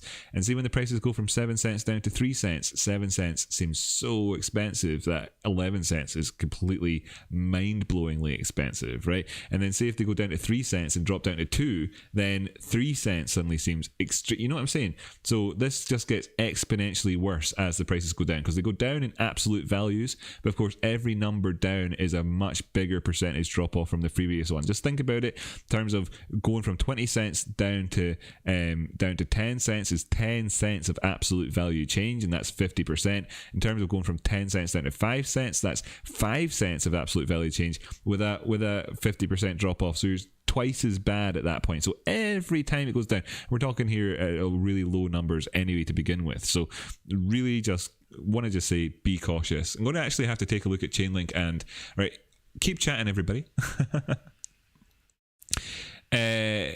It's a lawsuit. The SEC have to win it. There's a possibility they may not. You know what? There is, and there's also a possibility they just settle. Okay. There's also a possibility that people like they're able to sort of separate out themselves and say, like, this bad actor, he's going to deal with it, but this other person, he's really great, and XRP Ripple is really great, and the Ripple entity can live on without these individual bad actors, or they can do or whatever. I mean, for instance, Barclays Bank has got several of its directors in jail currently. You know, in Barclays Bank, they're laughing, they're still doing fine. So you don't necessarily need to, you know, kill the umbrella to entity to kill like the individuals within it, etc, etc, etc. So and you're totally right, it's a lawsuit, they could win it, or they could just simply settle or whatever, and they've got billions of dollars. I mean, they could drag it out and everything else too, yada yada yada.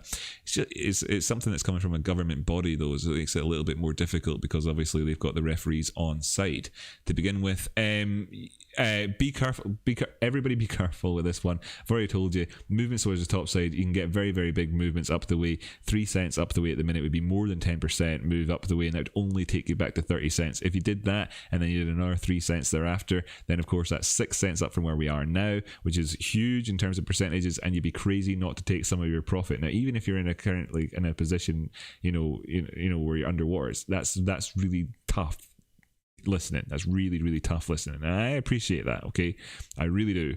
But trading isn't about today, it's not about yesterday, and it's not about tomorrow. It's about the rest of your life. And what you want to do is, of course, then kind of build ways of being and strategies which are going to carry you through the rest of your life, as opposed to how you handle any individual circumstances. So if you can take a broader perspective on things, sometimes that helps, especially as well if you get a pen and paper and say, at this point I will do this, at this point I will do that, and you kind of scope out a little bit, then it's even easier at that point, because you kind of planned it in advance and there's no emotion come the time that you get to those areas, you know, and whatever else. And of course, as we've seen so far, there's probably going to be another opportunity hanging around waiting for you thereafter. This zone between 27, 30, 33 is your best XRP trading zone, and we've known that for a long time. For instance, over here between the likes of 25 up towards 33, down towards 27, up towards 32, down towards 26, up towards 30, down towards 23, up.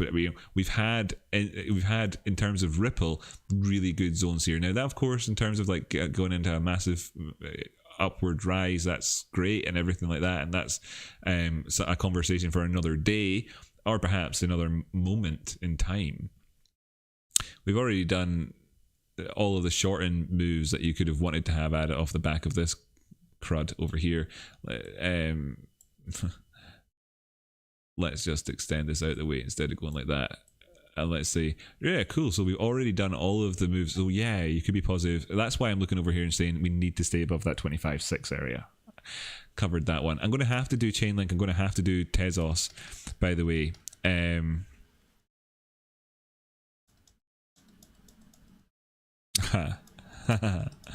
It's like any gamble. I could put £100 on my football team winning 2-0, or I can put it on XRP.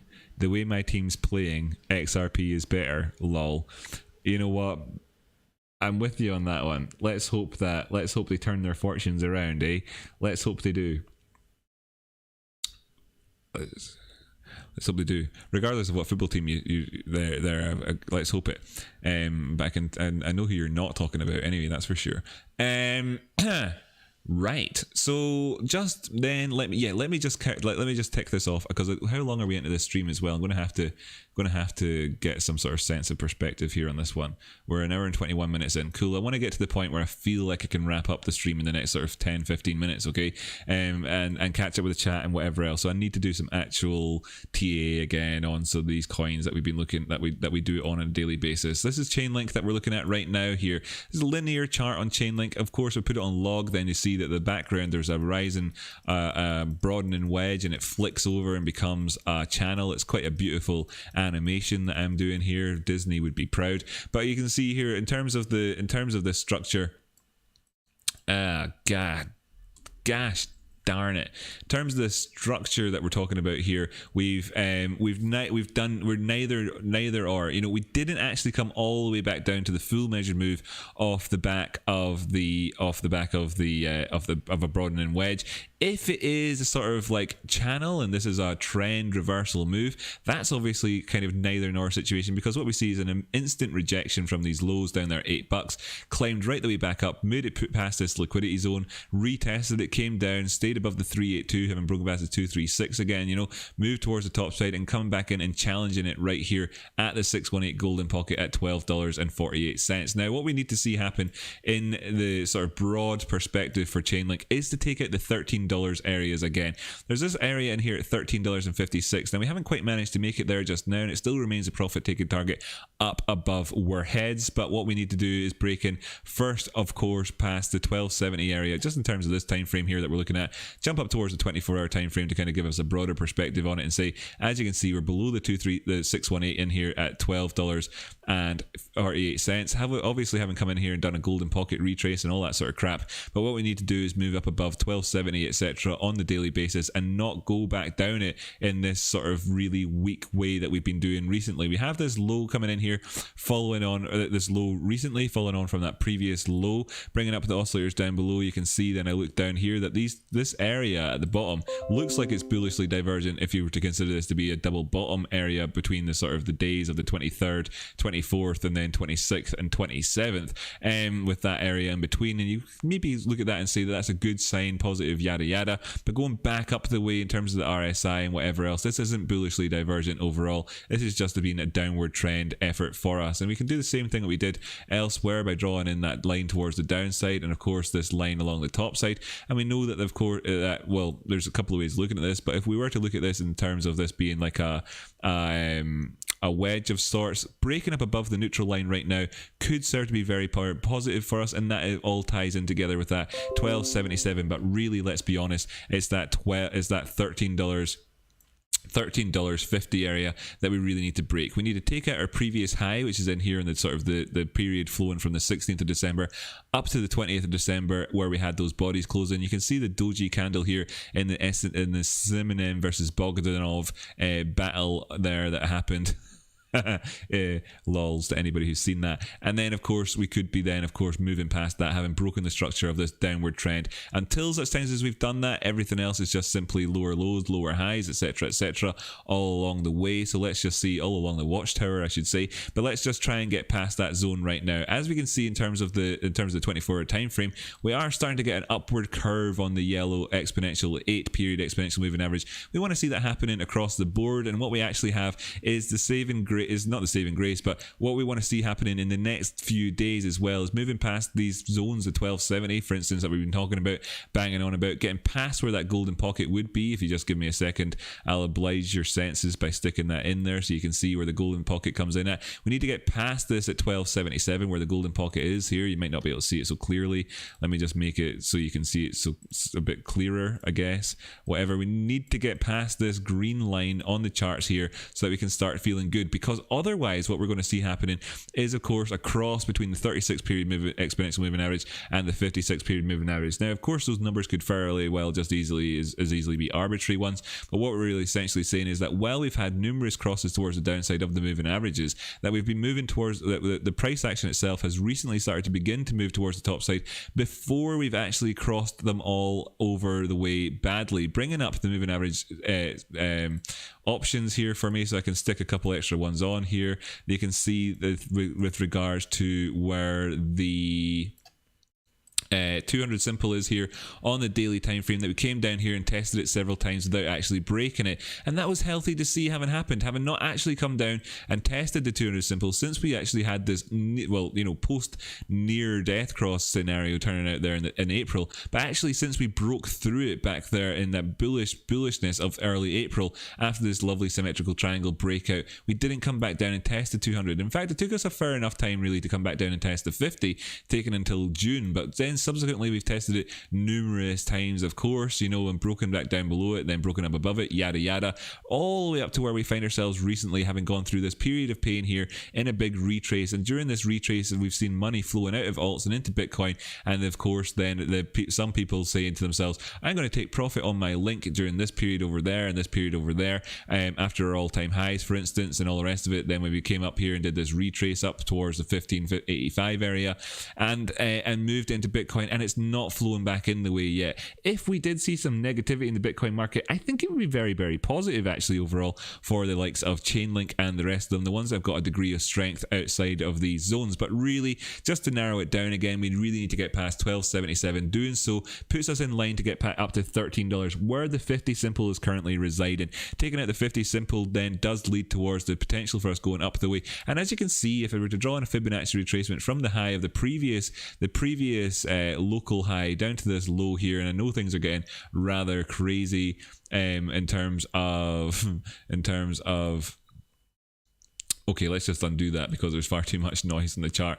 But we've gone up a significant distance so far, and we've gone, and you know, this is a local low which has found support at key areas for us, and overall that's quite good in terms of giving us multiple opportunities. We've had them, you know, we've had multiple opportunities below $10, but we didn't get like a satisfying period of being able to trade this with all the confidence in the world that we started to move back up slowly and watching everything, so everybody could sort of re-up on positions down there at $8, you know, before sitting pretty already up here at more than sort of 20, more than actually 55% towards the top side. There's a good deal of bullishness, but if people were to cash in on that 55%, you know, and etc. here at these levels and push it towards the downside, that would be negative. So what we really need to see happen is staying above the $11 from now on. In terms of our closes, obviously closing down below there, then I expect for it to see us not only come back down and retest the $9.45 area, but perhaps even then at that point to go on down towards $8, and even to come in and remember our previous target down there at $7.15, 16, 17 something cents or so. Taking out $13.50, very, very good. We can see things happening. Taking out the neutral line on the RSI means we have a good boost towards the top side potentially, and if we look on the MACD, we see that we actually have a degree of bullish divergence overall there, as we have this downward slope on the ADX. While we're just getting into the point where we could maybe get a strength of trend, I would love to see this all come together in a lovely orgy of upside movement all past those points, but I think those horizontal lines are going to do it for us in terms of really just understanding the where and why of what we're at right now. Jumping on over towards the Tezos chart, and quickly trying to decide which Tezos chart I want to look at, which hasn't got too much distracting noise on it for the viewership at home. You can see that there's this pitchfork in the background, for instance, just first off, you know, and that overall we're still within the structure of it, and that is good to see. You can see there's that ascending, broadening wedge, and that actually we came down and we did hit its target, unlike on the Chainlink one where we didn't quite make it the whole way. And this forms overall what could be argued as being an upward trend, with a low here, a high here, and a low over here. Now this isn't so pretty to look at, as we see as well with these this overall kind of since the 23rd of November having been in a downward trend, which doesn't actually look to be bullishly divergent. It is on the MACD with their most recent low, but with the others, the MACD histogram, with these others moving average, the RSI and the DMI, we're not getting that divergence. Well, let's just smooth it out, if you like, just a little bit by diving up towards the 3-day time frame and seeing that while there was the you know, that divergence, so to speak, on the MACD, no longer there. 2-day time frame is it's not actually divergent either. It's just convergent. It's not there, and whatever. That's cool, but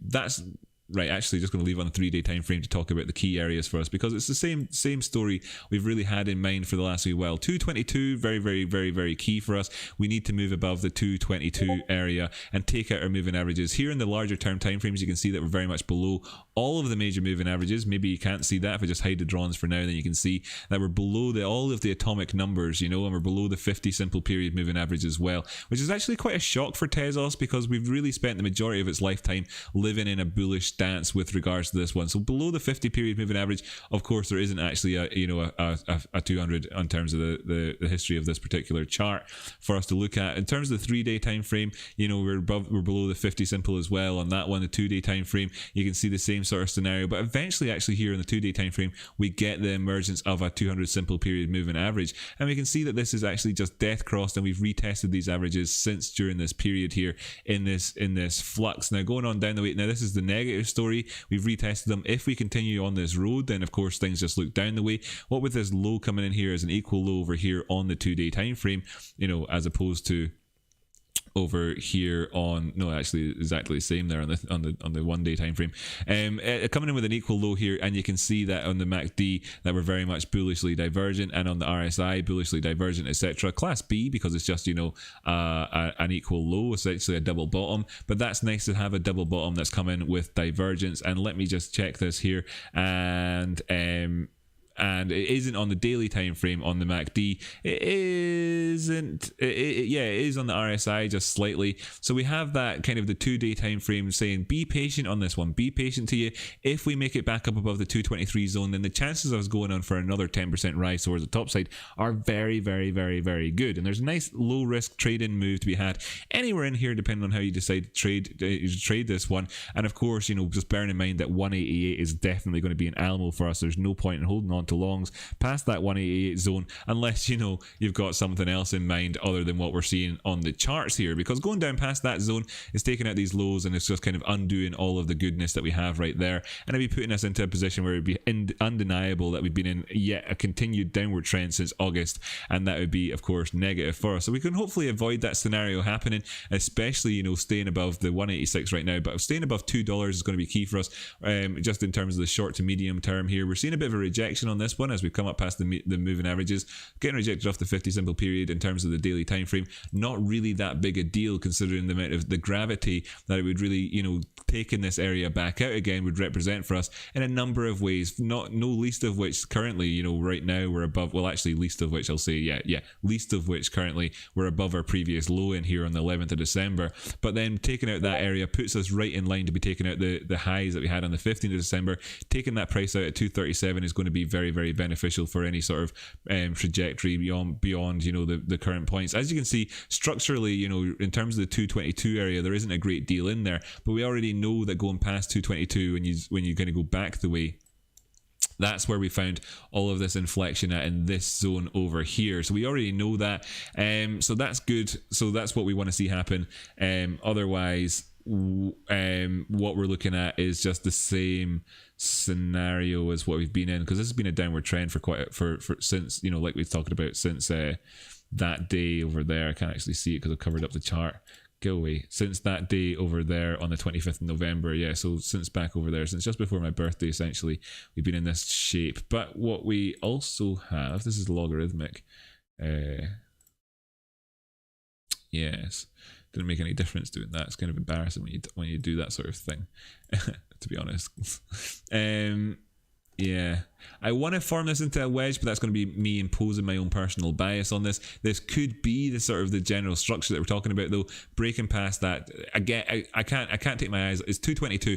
222 is the area to look to in terms of the top side. That's where your low risk trade's going to be at. If you're going to be talking about trades towards the downside, then let us take out 205. You could trade this in terms of just having a sort of 2% sort of area for you. If you're trading between the $2.02, stopping out at 205, sort of get past $2, go down to 198, move that stop loss into profit at $2, and you're laughing. Of course, you know, that's just 1% difference, but that's enough to pay any fees that you might have, and really that would reduce your trading. In terms of like the long-term analysis on this one, it's not easy to say anything positive about it, because you know, in terms of these tiny wee numbers, instead you need to look towards the big numbers, and those big numbers are where it starts to get crazy, because you're talking about more than 100% up towards the top side to take out our previous high, because currently currently we haven't taken out our previous low. In terms of moving down the way, then 153 is going to be the big area to look to. And we actually had this crazy wick that came down to 155, and that maybe satisfied some need. In terms of what we talked about in terms of the Chainlink price action, if we see people dumping all of their profits that they made in terms of the huge ridiculous upside that they've had since this area, talking about 40 odd percent or whatever, then of course we'll be looking down to our previous lows, and that comes in there at $2 area, and that wraps all of that up for us. Jumping back over then towards the Bitcoin price action, so we can see the dumpage that's been happening or whatever since we were chatting in the last wee while. Hit the auto button, so we've actually managed to turn things around since I was doing the other technical analysis. That's decent. You've got a golden cross, or a death cross potential here on the 15-minute time frame. You know, we could see that happening. When was the last time we had a death cross on the 15-minute time frame? And I know this is just the 15-minute time frame, so it's kind of, you know, pissy, but going back over here, you can see the 25th of December we had one, we had a golden cross there. We had this death cross then before then on the 24th of December, right? So there was this short-lived period, and then during this period we had an ascending triangle in terms of price action, right? Just looking here between these zones, we had this ascending triangle in terms of price action right here during the period at which there was this death cross on the charts right in there. Okay, so going back up to where we are just now, and putting this into the context of where we are just now, so to speak, what we're seeing is kind of the opposite effect in here. If we come up the way and don't take out our previous highs, then we're lining up for a descending triangle as opposed to an ascending triangle here on this one. So what we need to do is obviously take out those previous highs. Doing that, very, very good. You know, we've got the increase in volume along the way as we've been going down here during this period, so that's obviously not nice to see. And that would be this death cross happening with early confirmation on it if we fail to take out the highs, because what you'd be looking at, of course, in terms of structure at this point, is coming up like that and then going back down the way if you were to come up and fail to take out your high. And then of course you've got the descending triangle shape, the confirmation of the death cross on the 15-minute time frame, and then potential to move down the way. So then of course, what does that offer up? Well, that offers up a potential rebuy zone for us, and we could be drawing in this here. And this is of course a quick reminder yet again, this would be the 15-minute time frame coming back in here for rebuy and around about 26 grand. Why did I not look at the full measuring stick area on this one? Well, if I just remove that for now, we can actually compare it over here and say there at 25,981 is where we had our last low as we came in here and retested off the 200 simple on that particular time frame, and that would actually be structurally, you know, fairly bad. And then we could draw things out a little bit differently and say that we have got this overall downward movement there, and we'd have to look up the way. Looking up the way then to satisfy that need, here we have those previous lows in there at the 26k area, and taking that out is obviously significant in terms of this upside, this overall top area. When was the last time, just looking back the way, that did we take out a previous low on the 1 hour time frame, just as a sort of example? Going all the way back here is really hard to see any. You know, all of these lows were all higher than the previous ones, and it was back here over there on the 21st of December when we came in down the way. Now what did happen is we obviously went towards the top side, and we had the moving averages on these small time frames to kind of protect us at that point as well, will give us support or whatever subsequently for it whenever we move. And actually, did we not have something else in this area too? Whatever. That was the last time we did it, but it was only these lows over here, and that doesn't really count because this was just flux along the way. This was an upward move, then we had a little bit of flux, then we kept going up, then we had a bit of up. So actually really when you zoom out a bit, the move was just up to here. So this is your low here, this is your high here, and this was your low there actually. So I'm not going to say that was even it. So let's just keep going back the way and see if we can find another example of taking out our previous lows. And obviously that's a big chunk off the price. It's not as full, it's not as much as 10%, but it's a chunk in terms of absolute value things. So when was the last time we took out our lows on the 1 hour time frame? Over here, and that's when we had, what did we have at the time? Hella bullish divergence. So then just comparing that to where we are now, if we were to come down the way, would we get the bullish divergence? Well, we would if we didn't crack into the bearish control zone. So taking out the neutral line here in terms of the RSI and all the rest of it, that's okay. Need to stay above these zones, really give us a bit of bullish divergence in terms of what we're looking at. If we want to go down past this in terms of the RSI, so what comes first? Well, it's either or, it's up to you. But if we do come past this zone on the RSI, then let's hope that we get some of the old hidden divergence here, which of course would indicate the potential for continued upside. Of course, if we actually do then take out that price action here, and we haven't done this on the RSI, and then maybe we come down here and we don't come down as far as this in the RSI and the other oscillators, etc., including the currently invisible MACD, then you'd be looking at having having visible classic regular bullish divergence, and that would of course be nice to see with regards to the structure, because what we have at the minute is of course the 200 simple down there at 24,000, and that's when you get your 10% drop off in prices. Now, could we see something like that happen? Yes, of course we could. Would I be trading for it specifically? No, not necessarily. You'd have some pit stops along the way. You could do some sort of traffic light type system where you got, that's really bad, I'll not draw drawings on them for that, but essentially where you're talking about, if we come down here just satisfying a move of the current shape, depending on how things go. If you go down beyond that zone, then you're breaking structure, and you would maybe be looking down towards that area for a rebuy on your things. I think the only people that are in danger at the minute are the over leveraged types, so that's okay in terms of everything that's trading at the minute. In terms of the Ethereum price action, you know, we do have this upward sloping support line that's on the go here, but if we don't maintain that, then everything kind of slips away from us, and we could easily revisit the sub $700 area. Nice rebuy area for us at 680 if that's the case. Now, of course, if we do continue to go towards the top side, the easiest first target to bear in mind is 759, where we have that 1618, but there are other targets to look to. For instance, you know, we have the 50% Fibonacci area, which we've already kind of hit in terms of this particular chart, but we also have, if I stick it on log, the whatever, skipping that one, what 759 is your target towards the top side currently. Taking that out leads to other targets that we already discussed. If we don't, then you've got a nice buy-in area down below if we're to see the current trend continue. This is the link chart, by the way, over here as well, that I'm looking at, link Bitcoin, so let's just skip that one actually. The link USD chart, and we had a range of bullish divergence. Interesting. We had a series of bullish divergence coming in here in the 1 hour time frame towards these lows. The 4 hour time frame actually still gives you the same sort of impression. Now we just have to sort of ignore this really horrible altcoin death low over there, and then look towards this zone and say, well, maybe we have got a wedge type structure that could give us a bit of salvation towards the top side, giving you a move that potentially would take us back up towards challenging where we had those Fibonacci's in the past, which of course subsequently become erroneous, and that actually puts you in there at taking out the 618. That's link Ethereum. Fuck, that's also useless. Sorry about that, by the way, didn't mean to do that. We had this, oh look, we had this descending broadening wedge. Evidently their target off the back of that on this chart here is that $14 zone. Yeah, whatever, we've covered that in good detail, and I've kind of did a bit of a series of full pass here. We're above $2.13 now. This is the Tezos price. You know, in terms of the MACD, in terms of the 4 hour time frame, this most recent high, if that's what you want to call this area just here, is of course bearishly divergent. On the RSI, it's not. And we do have a positive cross here in the DMI, but it's not quite gone into the sort of strength of trend thing. If we move up the way past those zones and get it to take in the 222, then of course things look quite good. In fact, look at that, the 200 simples right there on the 4 hour time frame at that 222 area, and of course we have a death cross conditions. So if we want to see this turn around, and we could, then taking out the 200 simple means an awful lot, no least of which is the fact that we could maybe get an undoing of this death cross. The death cross which subsequently which actually happened right when we were getting the turnaround at the start of December. Then we came in for this high in the 17th of December and moved down the way in terms of this 4 hour time frame. Okay, so that's what we're looking to, 222, and that is still remains the case. Going down below $2.02 is another thing altogether, where you could be looking down to 188 thereafter.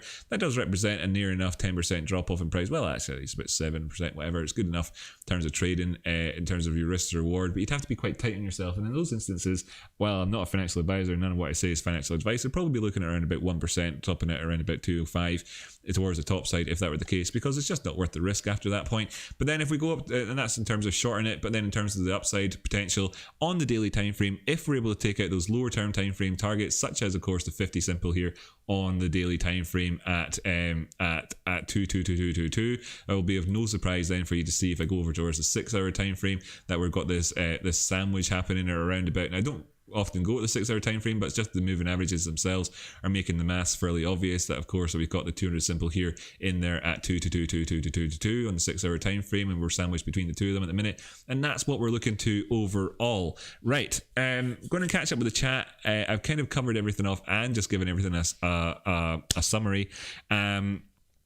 Let me just say, if you want to help support the channel, then there are, and by support the channel, what I mean is make it so that I buy a better quality microphone and camera and all the rest of it, because I'm not putting money into this channel as it until it covers its own, wipes its own face, whatever. Then you can go to there, that's patreon.com. I don't know why the link didn't show up. Let me just type it in again, patreon.com/Rocky Outcrop. There, you can do that there, whatever. I don't know if that works. Oh, it does work, so I can pin it.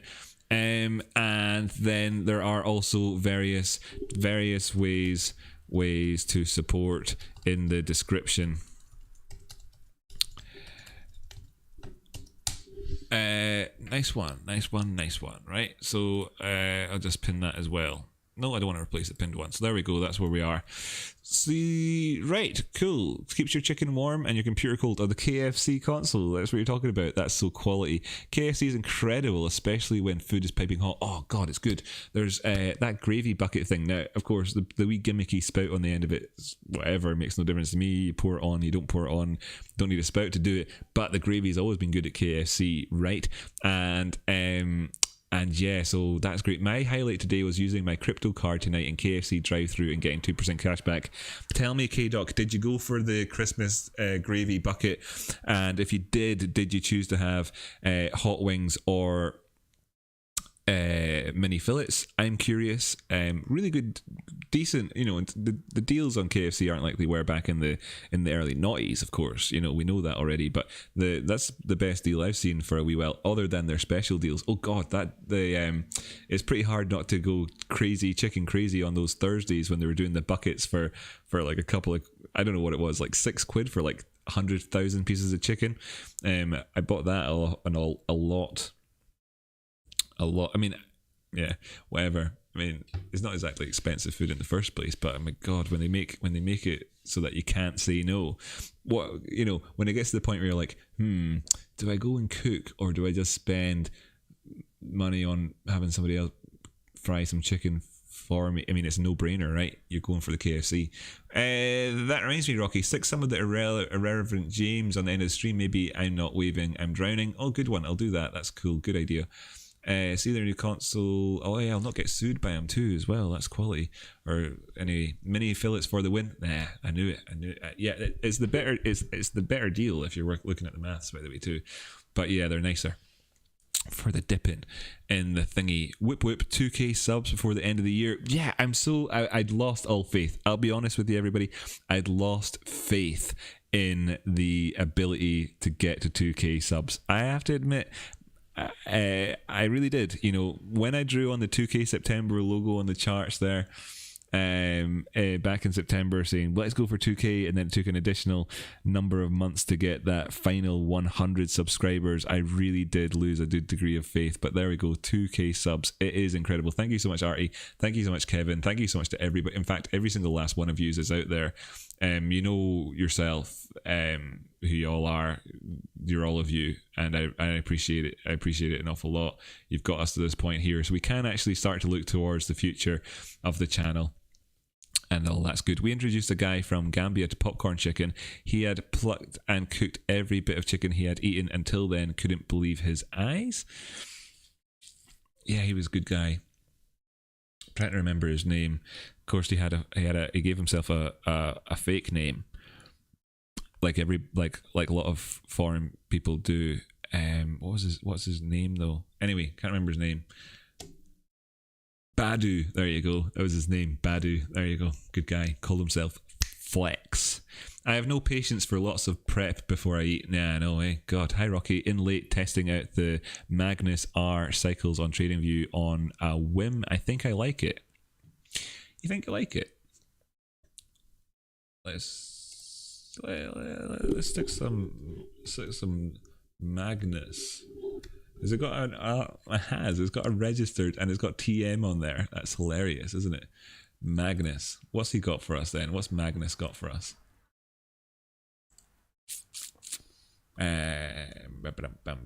Merchant scales on the right. Let's see if we can see anything jumping out. So we'll just clear all the drawings off the chart. Shrink a couple of these things down a wee bit, because we don't need to give them so much screens real estate. We'll give this the one. First off, I'm going to have to change the colors on this thing because it's not visible, right? There we go. That's a lot visibler. Also, it's too thin.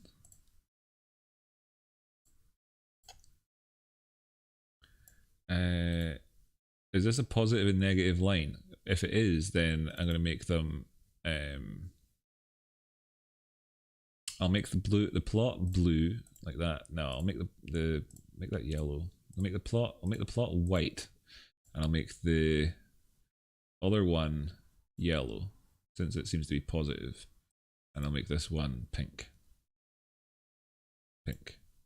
I'll make them all thicker. You can actually see them. I'm not doing the best job styling this, but I'm not an artist. Don't know if that's any more visible or not, but it feels more visible to me. For my eyeballs likens, yeah, we'll make that blue. I'd rather it be bright blue. Yeah, that's what I want right now. So we go for that one then. What are we seeing here? So in terms of how will we make an assessment of this? How are we making it? We'll go to Bitcoin, shall we? I wonder what this is based on, what the maths are for it. Can I see the code? No, I can't see the code. I actually don't know this indicator. Then it dropped down. Then it dropped down.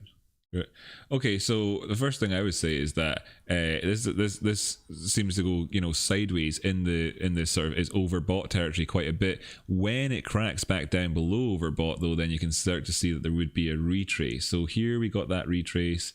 Here we didn't really get much of one, but we did get a bit of a retrace. Over here, as soon as it kind of stopped going sideways was the thing.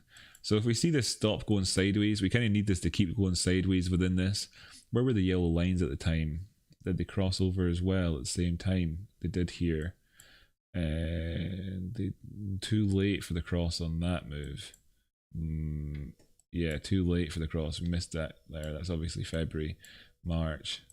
Daily time frame. We'll get a 4 hour time frame. This is new to me. Cross here. Positive cross. Moved up over here, sideways, negative cross. Was it on time? I think it was maybe just on time. Obviously, you're obviously dealing with a bit of a lag, obviously, on every single indicator there are. It doesn't matter if they're like leading indicators or not. Leading indicators will just lead you down the wrong road initially. You have to wait for confirmation. There's always a lag in terms of trading to the extent, and that's obviously directly proportionate to the risk that you're taking. It was kind of a bit late for that one. Prefer to just have played the break on that move down the way, like as I did at the time. This one here, same sort of dealio, but if you take it from the blue line crossing over the, yeah, okay, so as soon as it stops going sideways, and it kind of has stopped a little bit, then it came back up again, it's coming back down again here. You can see there's this degree of weakness. In terms of this Magnum PI effort, whatever it is here, if we see this blue line kind of just continue down the way, then I think that would obviously represent the fruition of all that chat that we had in terms of those small term time frames, and whether or not then we could be going down to test that 4 hour 50 or whatever. Interesting. I wonder. Just about to cross. Obviously, when the pink crosses the yellow, that kind of sucks. And you can see that it's right on it there. But then again, if we get resolution of this towards the top side and go up into the 27,000, if we go up, and it's so easy to do, if we go up 27,000 to 27,300, this would no longer be an issue, I think. So there'd be that. Anyway, that was quite interesting. That's a nice one. I'll look into that a bit more. If you've got any more details to share with me about it, then cool. Let's see. Magnus looks daily and decent on a daily, but is it tradable? Good question. That's what I was kind of answering at the same time. Looks like a big chunk of the move has already happened before the signal flares. Catches the trend. All right. Yeah. In terms of the background, changing color, which I wasn't really looking at there, but I guess it's represented by the same things as what I was looking at. Then yeah, it's too late. Doesn't tell you necessarily what you want to see, but also the background was wrong.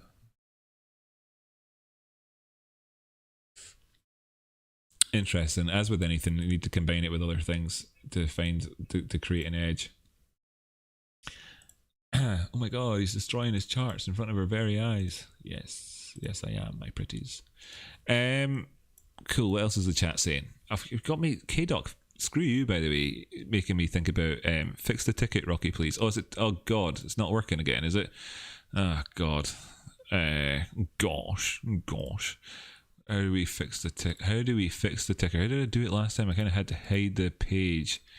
Bring the page up, collapse the page, and then that didn't work. Frickin' ticker's not working. Thanks for telling me about that, by the way, because I didn't notice. But where is the bollocks and thing? I keep hitting the wrong fucking tab. Sorry, excuse my language.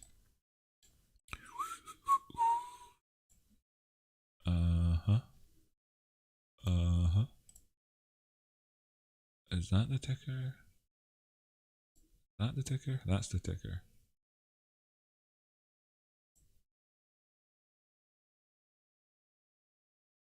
687. Oh, it's changing. Thank goodness. Right, we're back with it changing. At least that's that. So cool. Yeah, screw you, KDoc, making me want KFC. God, I can't get it. I'm not going to be able to get it out of my head. I'm going to just have to reward myself by eating KFC. You know, say to myself, if I don't eat KFC today, then I'll definitely eat KFC. It's so addictive, isn't it? Still no spanner, no crap, K King. I'm sorry, I forgot. I actually just literally forgot. Let's give you a spanner. I'll give you a spanner. I need to go look at your channel.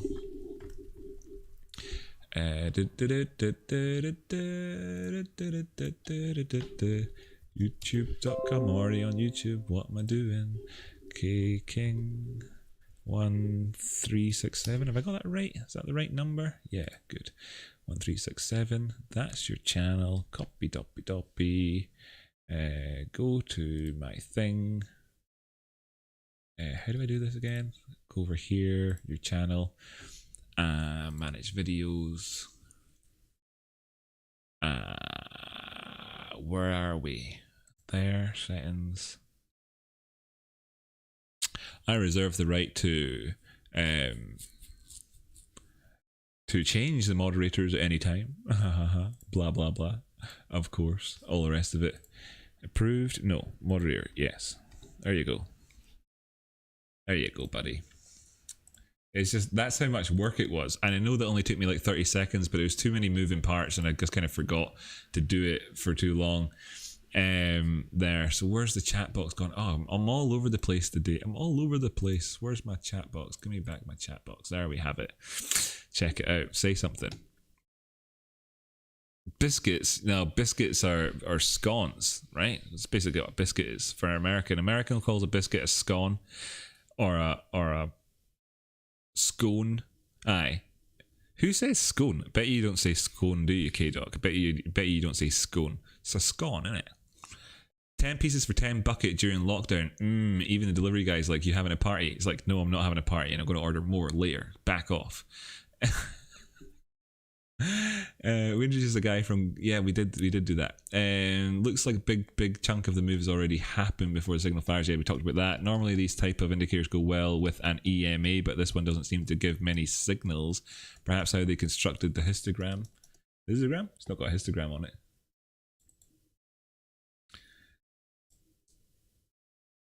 There we go. There, I just changed it. Now it's got a histogram on it. Nice. Who let the bulls out? Right, nice one. Good to have you here. Who let the bulls out? How you doing, everybody? How is everybody doing as well? I've got a bunch of viewers at the minute. If you want to hit that like button, then of course I'll be forever in your debt. Yeah. Ooh. Artie Pyle giving the laughy smiley faces, that's good. And have I missed anybody? I probably have. I've probably missed a few people, by the way. Phil, by the way, I don't think I actually specifically give you a shout out, so it's good to have you here. Artie Pyle, don't know if I specifically give you a shout out either. KDoc, hey, give you plenty shout outs. Shut your mouth, KDoc. Kenny Flatton, good to have you here. Demo, oh, by the way, say hi to Maria, by the way, Kenny. Not Kenny, not Kevin, KDoc, sorry. Kush.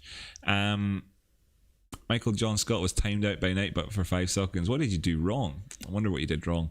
Backed with gold-plated copper, haha. So Bill Clinton has left his digital ID all over that dress. Bill Clinton's digital ID. First time in 50 years of currencies backed with gold. What, we're going to have to read back up the way. If they think they didn't get 10 in a row, then no matter what they achieved, they will always be known as the team that built it. Yeah, that's the thing. That's always it. That's why Rocky's learning Chinese. He knows they are the next overlords. Hey, I'm talking the hoops. I'm not happy with their form defence, and to go twice ahead and still only win a cup on the 5th penalty. I don't need that stress.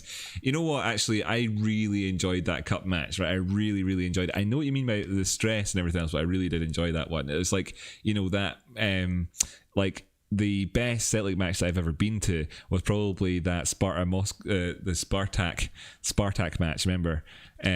So yeah, that's probably my favourite one. Hello, Rocky. Thanks for the shout out. You're welcome, Marty. So like, I get what you mean, but maybe I like stress. Maybe that's it. Maybe I like stress. I don't know what it is. I don't know. Salty scones. Ugh.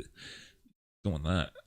Right, cool. Okay, sweet. So we're at a point now where I can kind of start to wind down what we're doing here and get to the point where I can kind of say, start to relax and all the rest of it. I've already summarized all the coins. Everybody's had a shout out, hopefully, fingers crossed, and all the rest of it. I'm going mental in the back of my head thinking about KFC, so that's annoying. Thanks, Tracepon. I was just joking with the Rocky from the last stream. Yeah, I know you were just joking. I know you were just joking, by the way, Kevin. I knew you were, and all that. Of course, I appreciate you giving me that clarity. But I did say that I'd give you a spanner, and I do appreciate the help. Okay, but of course, it's now, you know, with power comes great responsibility, and that means that you're going to have to I don't know, be responsible, I guess. Whatever, it's good. It's really good. It's really good. You don't have to make it for every stream. Hopefully, over time, you know, they'll you know, it won't be an issue anyway. Whatever. I don't know. I don't even know. Let's talk about these things some other time. I'll catch you up on Twitter and we'll chat about it then. It's good to have you here. I know that you've got the best interests of the channel at heart, and that's what matters to me, you know, and that's it. And the community, the best interest of the community at heart, and all the rest of it. I would give you a spanner too, K-Doc, and the likes out there as well, except I suspect you might use and abuse that power just a little bit. Who knows? Maybe you wouldn't. Maybe I misjudge you. I wouldn't be surprised. That was an epic game, says Tracepon. Yeah, it totally was.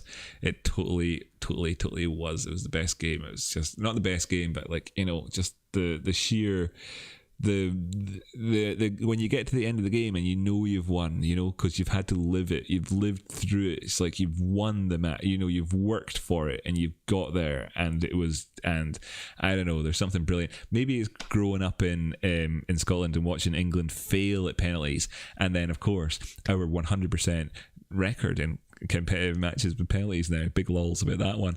I don't know. Now she's watching Netflix. Briggerton, but she says hi back. Good, thanks very much, Maria. Hi back to yourself as well. Quality, right, great. So that's it. Cool. So I'm going to chill out here for a couple of minutes and then wind up the stream and you know, get a hot cup of tea and all the rest of it, and catch up with you all again tomorrow. So today's stream a little bit less structured and organized than I would have liked it to have been, in all honesty with you now, to be perfectly honest, but it's been fun and it's been good. It's been engaging. I've liked looking at the charts, you know, in terms of things that we've talked about as well that are hard. It's like we talked about Fibonacci retracements and needing to put the context on there. Then I kind of put my foot in my mouth whenever my pal Torpe, I can't actually say your surname, Torpe, yeah, Torpe, I hope I'm getting that right. You know, he said a very valid thing, and then I misread it and whatever, put my foot in my mouth, and then I dug myself out of the hole, and it was all good. And we talked about, you know, how you would do these sorts of things, and we looked at VeChain, and it's VeChain's really an interesting one.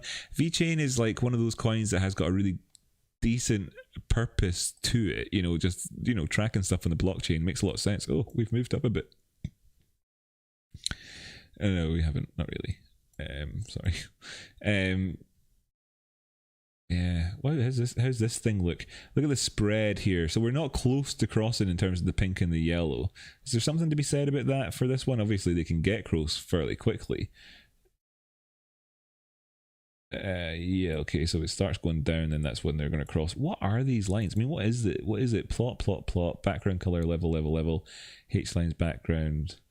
I'm going to have to look up what the Magnus cycles is. I'm interested in it. I'm interested in it. I like the 3 different moving parts and then the background changing color and whatnot. And obviously these zones are handy. You see that the oversold zone is like doesn't spend an awful lot of time in there of late. Obviously,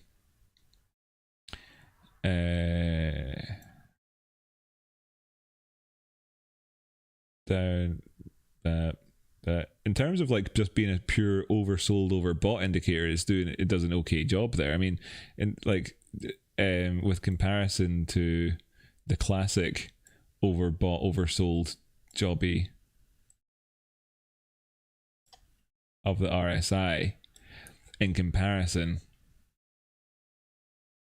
it's just kind of the same really, but it's not gone into the overbought zone, which is something I explained recently, by the way. When you're in a certain trend and you've been in up for a certain amount of time, really you need to look higher up for where the overbought territory or the oversold territory, or lower down for overbought or oversold, really where that actually is. And it's kind of handy having these control zones on here, because really on your first move into these zones, when you've been trending the opposite direction, you're kind of overbought or oversold. So if you read about these things in detail and read then of course subsequent people's books that they've put out, where they've then gone back and reanalyzed things and talked about it and all that sort of crap, then you come across people making these sorts of assertions. And this is kind of one of the reasons why, as you can see, overbought here and overbought there on the RSI. Over here oversold, but we weren't oversold in terms of the RSI. And as you can see, then this is where the bottom came in at on the price action. Now what you can make an assertion of, or make statements of with regards to this, is of course the divergence. Not going to be looking at this thing for divergence in a hurry, because I've got no idea how it's calculated or anything else. Also, it doesn't seem to really operate like that, and it's kind of, maybe this was divergent at the top there, like that, giving us that idea. I'd rather look at the RSI for divergence, to be perfectly frank with you, but it's there. But it's doing a decent enough job in terms of the overbought, oversold. So that was an interesting sort of look at things and all that. Right, we just catch down with the chat. Thanks, Rocky. Nah, watch Netflix back. We don't need a spanner. Yeah, I don't need a spanner. Yeah, I know you're all good with a spanner. Oh yeah, I don't want to lose that. I get a new color in January. Color for the you hating Americans.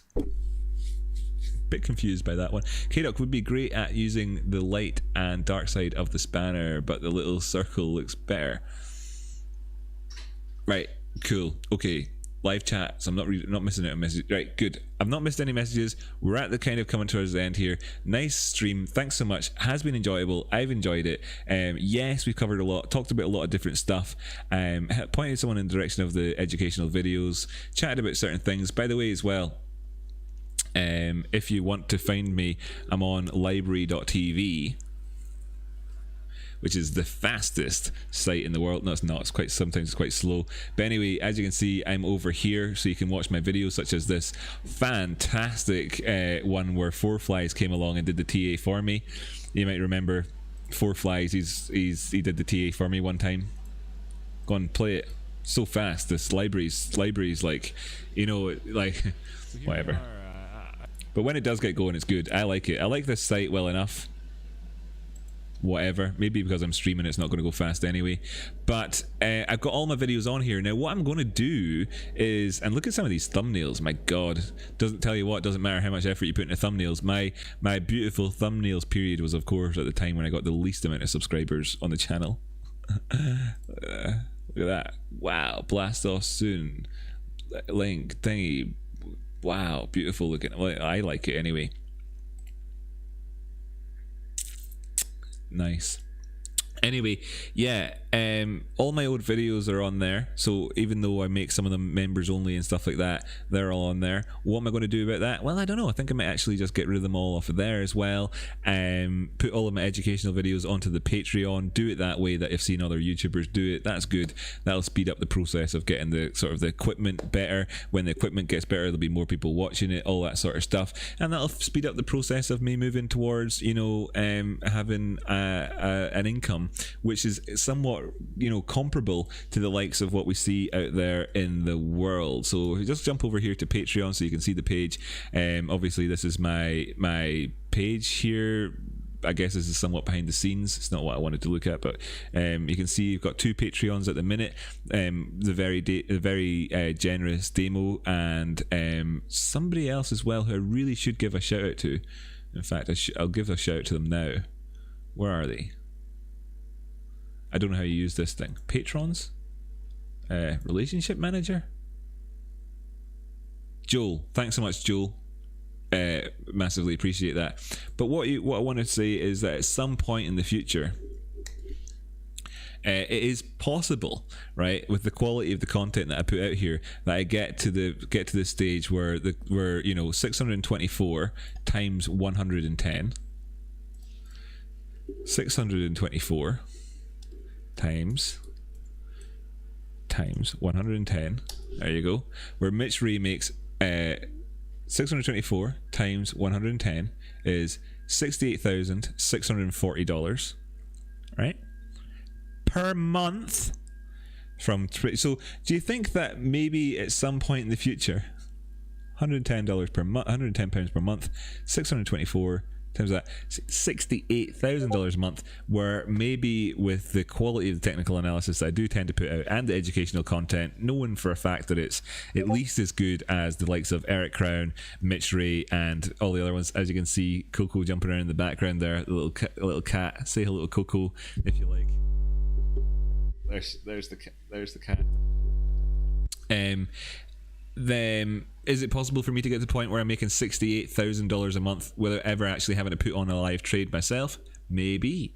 And considering that my income entirely comes from trading and all the rest of it, and has done for several years, and I'm aware of the risk, and just, you know, I like the penalty shootouts with Celtic and all the rest of it. I like the stress of trading and all the rest of it. I'm never going to stop doing it. But I tell you what, the risk to reward ratio in my life is very much slanted in the wrong direction, and it would be lovely if I could get to the point where I'm getting $68,000 a month, or even anything comparable to that, even just 10% of that level. But anyway, Mitch Ray, when you're watching Mitch Ray and you're thinking to yourself, looks to me like Mitch Ray doesn't do any trading at all anymore. He doesn't actually trade at all. And when he talks about like buying Bitcoin and all the rest of it, he never trades. He doesn't trade. He's not a trader anymore. He's a full-time Patreon guy. So is it possible for me to do that? That'd be cool. It'd be great if we could do that. Coco looking for ghosts. Yeah. So anyway, is it possible? Yes. You and Trades should compile the ED stuff up into a Udemy course. Yeah, totally. My end goal, that's my end goal. You all know it. I'm transparent about these things. I'm always transparent about it. I'm transparent about absolutely everything when it comes to almost my entire life, if I'm honest with you. So you all know where I stand and where I'm coming from and what I've been doing this whole time, and at some point in the future, you know, I'll be able to trade for fun and look to create a vast amount of wealth, and hopefully be able to distribute that in some way or another to the community, you know, hopefully to everybody. And right now, and for the last year, since the 1st of January 2020, I've been kind of doing that with knowledge and all the rest of it. And I want to keep doing that, and I want to keep doing it in a way that's, you know, in a good mood and happy and all the time. Anyway, big news. Friday we're doing a drinking stream. I've got some wine. I'm going to drink the wine, red wine, and I've also got like vodka and stuff like that, although I don't want to mix my drinks up too much. We could do sort of spin the wheel things like Mitch Ray does, where you make me drink by donating. Oh, wait, who's that? What happened there? Demo pledged $25 via Patreon. That's delayed, right? That's delayed. Just need to check this. If it's not delayed,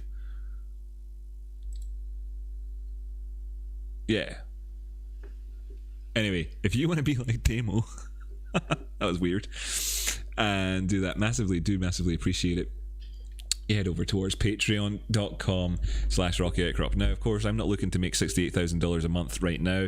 All I want to do is make enough money so that the channel actually has, from a business point of view, covers its own costs and its expenses. Now, of course, that's not a big deal, and I'm happy to cover that myself and yada yada yada, but I would like to be able to do stuff where I improve the general tech that's involved here and make the experience for all of you a lot better, and whatever else that would be, like buying crap like emojis to put in there and whatever else. But you know, whatever, running it as a charity until such times as it covers its own costs, that's totally fine by me, because I want to invest in the community first and foremost. Anyway, cool, nice one. I'm actually going to say cheerio just now.